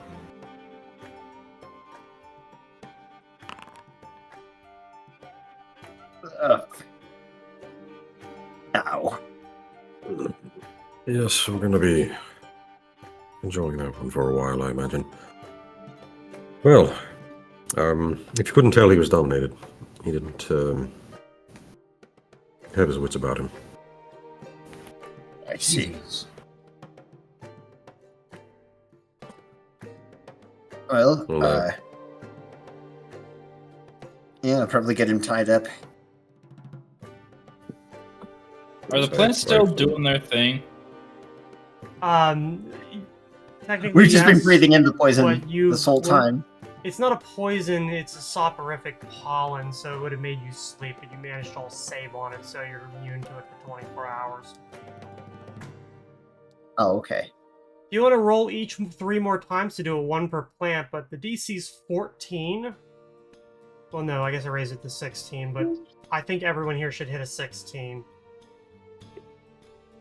Maybe. Either way. Sometimes.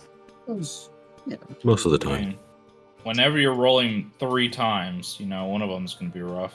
Technically 4, but I meant 3 more times. But yeah, either way, I'm not worried about it for now. So he goes down, lying next to his former, hopefully future employer, who lies on the ground as well. The plants by now have stopped trying to shed their pollen. And thankfully, because one of the windows was open, a lot of it begins to drift out. How is Mdme Carrington? I'll bend down and look over. Are they wounded across the body, or is it like? It looks Right, much skin. like Melania. Now, Jesus Christ, I'm losing my fucking mind. Wait, which elven Hell ring yeah. or something? It looks a lot like Melia, where it's very obvious that she's injured, but her injuries aren't physical. Okay. Shit. Did we hear dispel magic? Wouldn't that work on Dominic? Yeah, I don't. yeah, that's what I was just thinking about. I was gonna take a second to make sure I can eye it up with what's it called? Detect magic first. Mhm. Yep, and then put myself in the exact situation I was just talking about. My one and only domain spell per day. better be useful. Yeah. I mean, if not, then I believe. oh yeah, Coco this find thing doesn't out. even roll. Yeah, he can't roll because he's unconscious. So. No, the my caster level against, I think it's 11 plus the spell's caster level. Dominate. What level is dominate? 5th? 4th? Depends on the class. I Dominate think it might be person that. is Bard 4, Mesmerist 4, Shaman 5, Wizard 5, Witch 5. 5. Oh. Oh. Okay, so it'd be minimum caster level 9, Nice. meaning that would get it if it happens to be that. Yep. Just So- barely. Yep, that manages to Oh, I think that actually did it.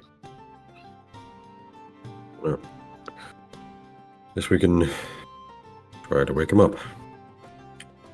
Yeah, Oh, that's I'm sorry. Why did he go crazy? He was dominated. Magical Dominated caster. by who?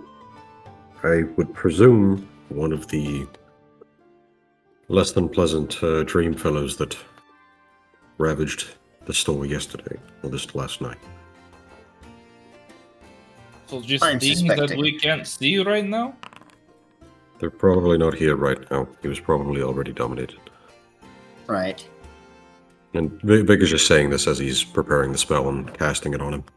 As this is happening, Dexys is actually just going to walk off and just search the entire building, top to bottom. searching for what? Anything like any like people maybe, like any like things that are like new.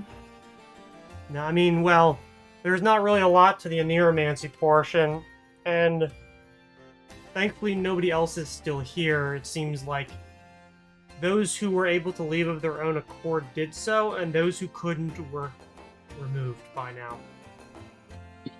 And in terms of corpses, it's only Mdme Carrington. Well, she's not dead. Well, Mhm. yes, besides her, like We there's should no one fix like that. dead or close to dead. Nope. There definitely is a very odd feeling, a feeling like there is a presence in the room with you. Oh, However, great. Hmm. especially as you're up closer to Carrington. Perhaps the misery that Holville exuded mixed with the direness of the situation probably covered a lot of it up. Now that the adrenaline is beginning to abate, that is becoming more obvious. Sven, it kind of feels like it did with that thing last night, but in here now, I agree. Is there any fucking way we can get to it? Get to it, probably not. See it, more likely. Although I'm not sure. Strike at people- it? Although I'm not sure if anybody here has anything like see invisibility or see etherealness or something like that. So I sure will don't. cast Detect Thoughts. See if I notice any other presences in the room. it's You a know, good. I should have gotten a potion of detect invisibility. It's a good potion to have. Mhm. I'm wishing that I had prepared detect invisibility. Or invisibility purge, that's the one. nope, you can't hear any other thoughts here. I presume they're in the dream realm, so not something that we can actually detect. Well, doesn't seem like there's anything I can help out with, so have fun interviewing this guy. I'm gonna make our way towards the stairs. Meanwhile, I'm gonna go track down Abigail. I'm sure she's alive somewhere. I'll also check on Mdme Carrington as well. Just make sure that, like, you know, she's not like getting dehydrated or anything. Do what you give will. I'll meet you at the Library of Thought, and with that, I'll just walk away. Fine. Give me both a medicine check and a knowledge arcana. All right, we got that heal and Knowledge Arcana. So 24, 26. Very good. Wait, we So- both had the same bonus for next to heal? Yes, Okay. I have a 1 rank in it. I rolled a heal. Holy shit. Too bad you can't actually heal this. Damn. It was just mostly Well, to it's gather more to, like- information. Yeah, You were definitely able to tell that she, like I said, is obviously not dead. With your knowledge arcana, you can definitely tell probably what is going on here. Because of how shallow her life is, how close to the edge of death she is at. She is probably... Look up the actual term. Astral projection? Or whatever it is.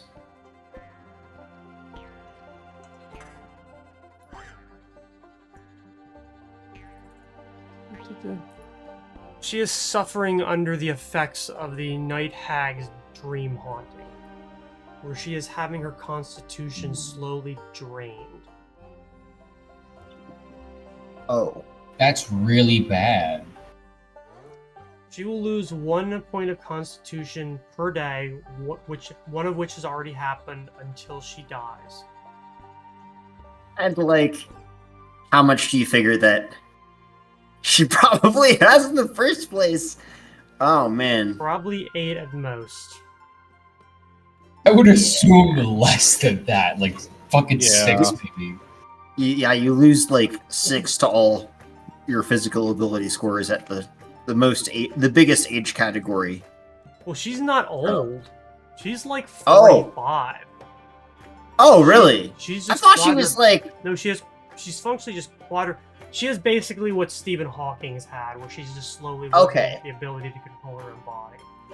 I think I got confused because her hair was white. Yeah, no, she is. No, actually, it And- isn't. And her yeah. hair is black. Full Yep, black. well, there you go. That would do it.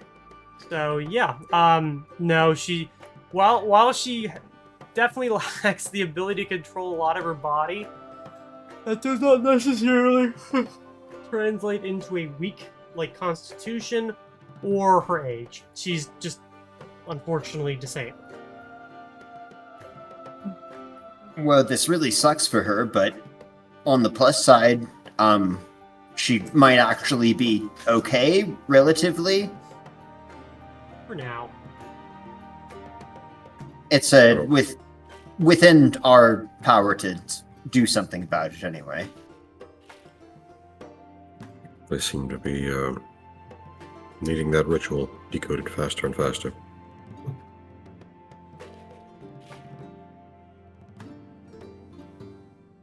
Yeah. Don't know if we should move them or not. She's definitely going to need to be moved. Alright. If you think she's safe to move, then let's perhaps get them both out of here and somewhere out of Bridgefront. Oh, darn. I just thought about trying to get one of those, the wands for the wizard spell with the floating, circle thing. The floating disc would have been, like, the perfect thing. Copyrighted. but I don't think we can floating use- disc. Yes. I don't think we can use that because it's copyrighted. Is it? I'm pretty sure There's some it's sort of, like, It is, yeah. beach sorcerers that use it. Just bleeping out the rest of whatever the name that started with T was that I said. Tannis's, Something like that. Tannis's hovering plate. Bartholomew's buoyant buoy. So, So yeah, Also, we can get her out of here. I'm assuming.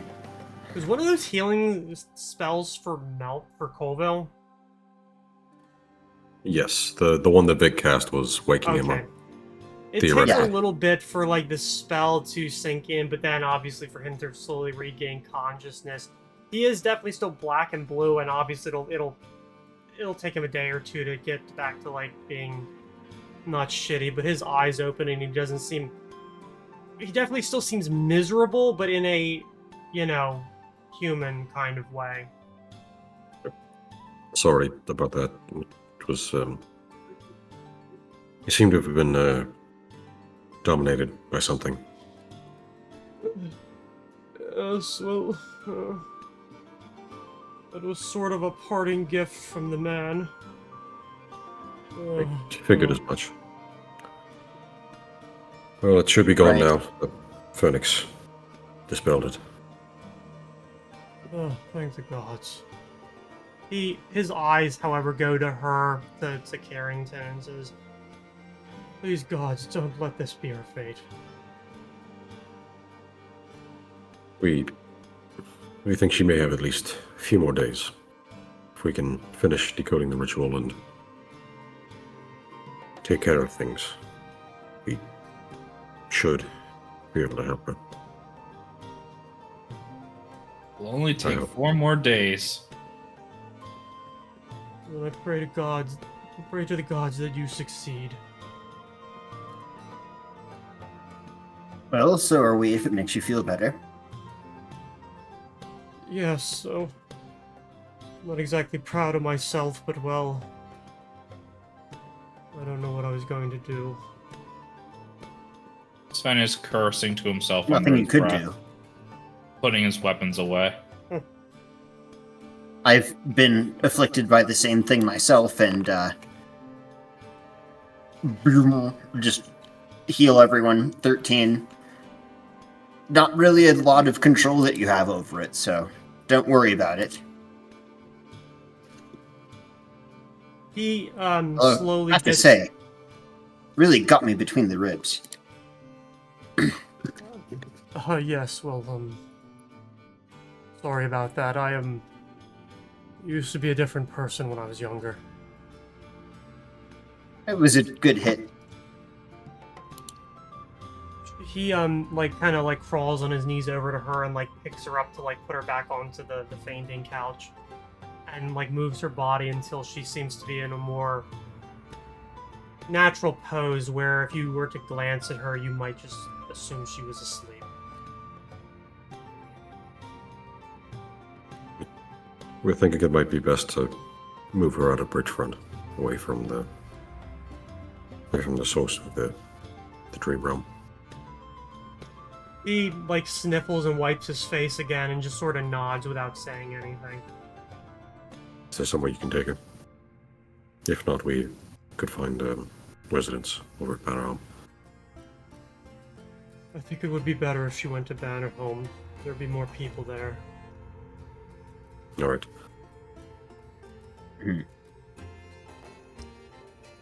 We can make that happen. Yes. I'll mostly to the rest of the group. I'll reach out to Cyrus. I'm sure he's fully aware of the situation and can get something set up for us.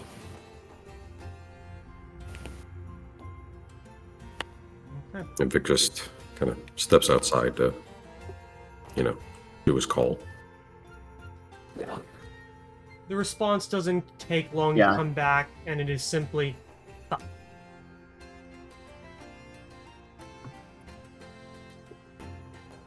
that's about what I was thinking as well. Alright. So, it's going to take a little bit of time before Cyrus arrives with functionally a cart that he may have probably rented. The street definitely takes notice to a lot of this, and as they see Carrington being brought out, even in broad daylight, most of them withdraw into their houses and close their windows and doors, leaving not just one street, but every street in every direction that you're able to see pretty barren. They hunker down as if a hurricane is coming. Honestly, can't really blame them.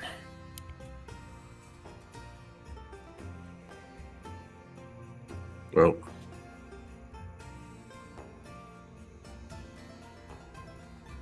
I hope that we're able to get to this fast enough. We should have enough time to survive. I can't imagine that whatever's going on is terribly pleasant, but What is stopping the hag from just attacking and killing Carrington tonight? might want something else with her. She'll be That's a a better. gamble. Who passed the Arcana check for the? I think I can for roll. the So Phoenix. you know that like that ability takes time, and it's not necessarily well, technically it does feed her heartstone, but it's a way to functionally torture her. Her physical body may be within your possession, but her mind is not. it'll slowly break down her mind over a period of time, but it's something that can be recovered from. Just it usually takes about I'd say a week and a half for most cases.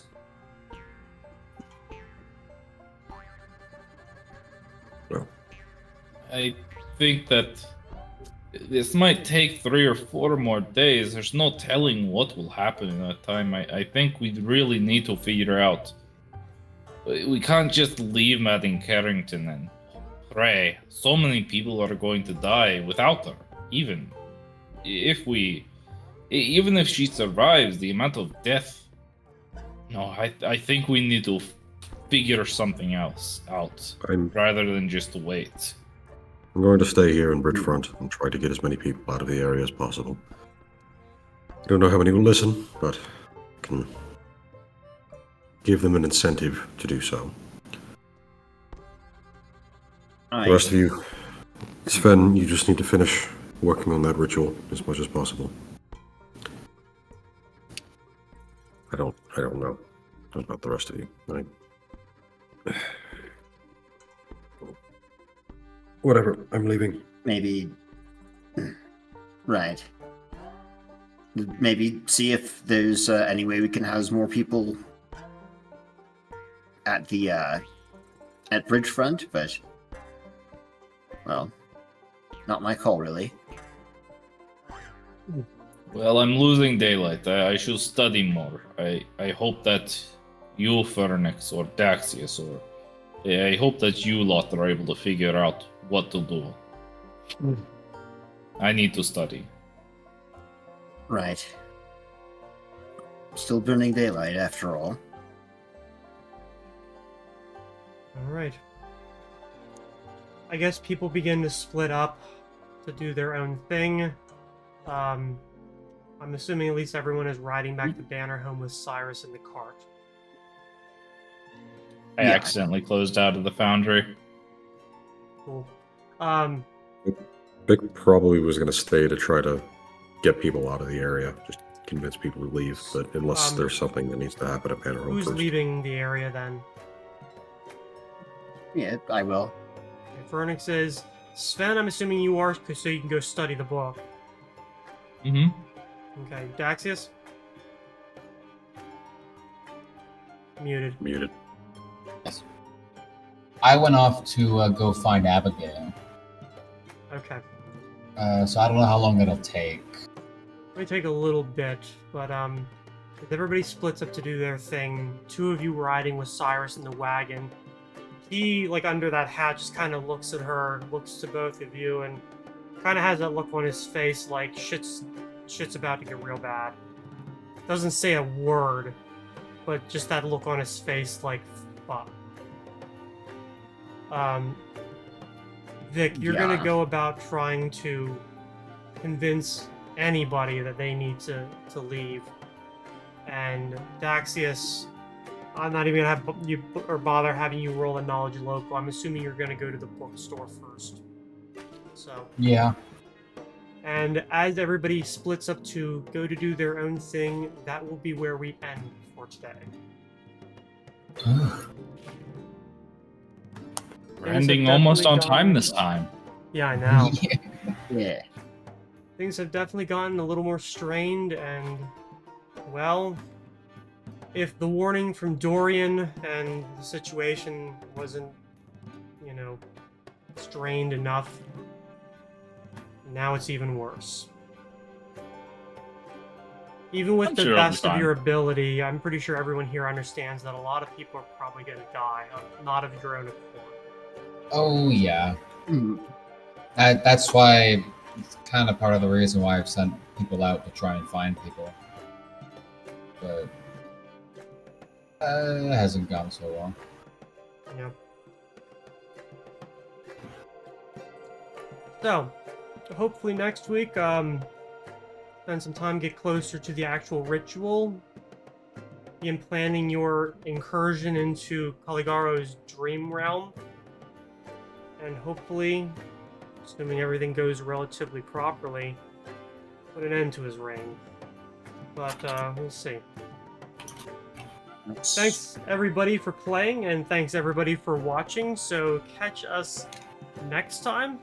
I'm thinking possibly once we get to the end of this arc, we might take a somewhat of a break, either to give me the ability to not run, period, or to go over to Call of Cthulhu, where combat is not nearly as annoying in some ways.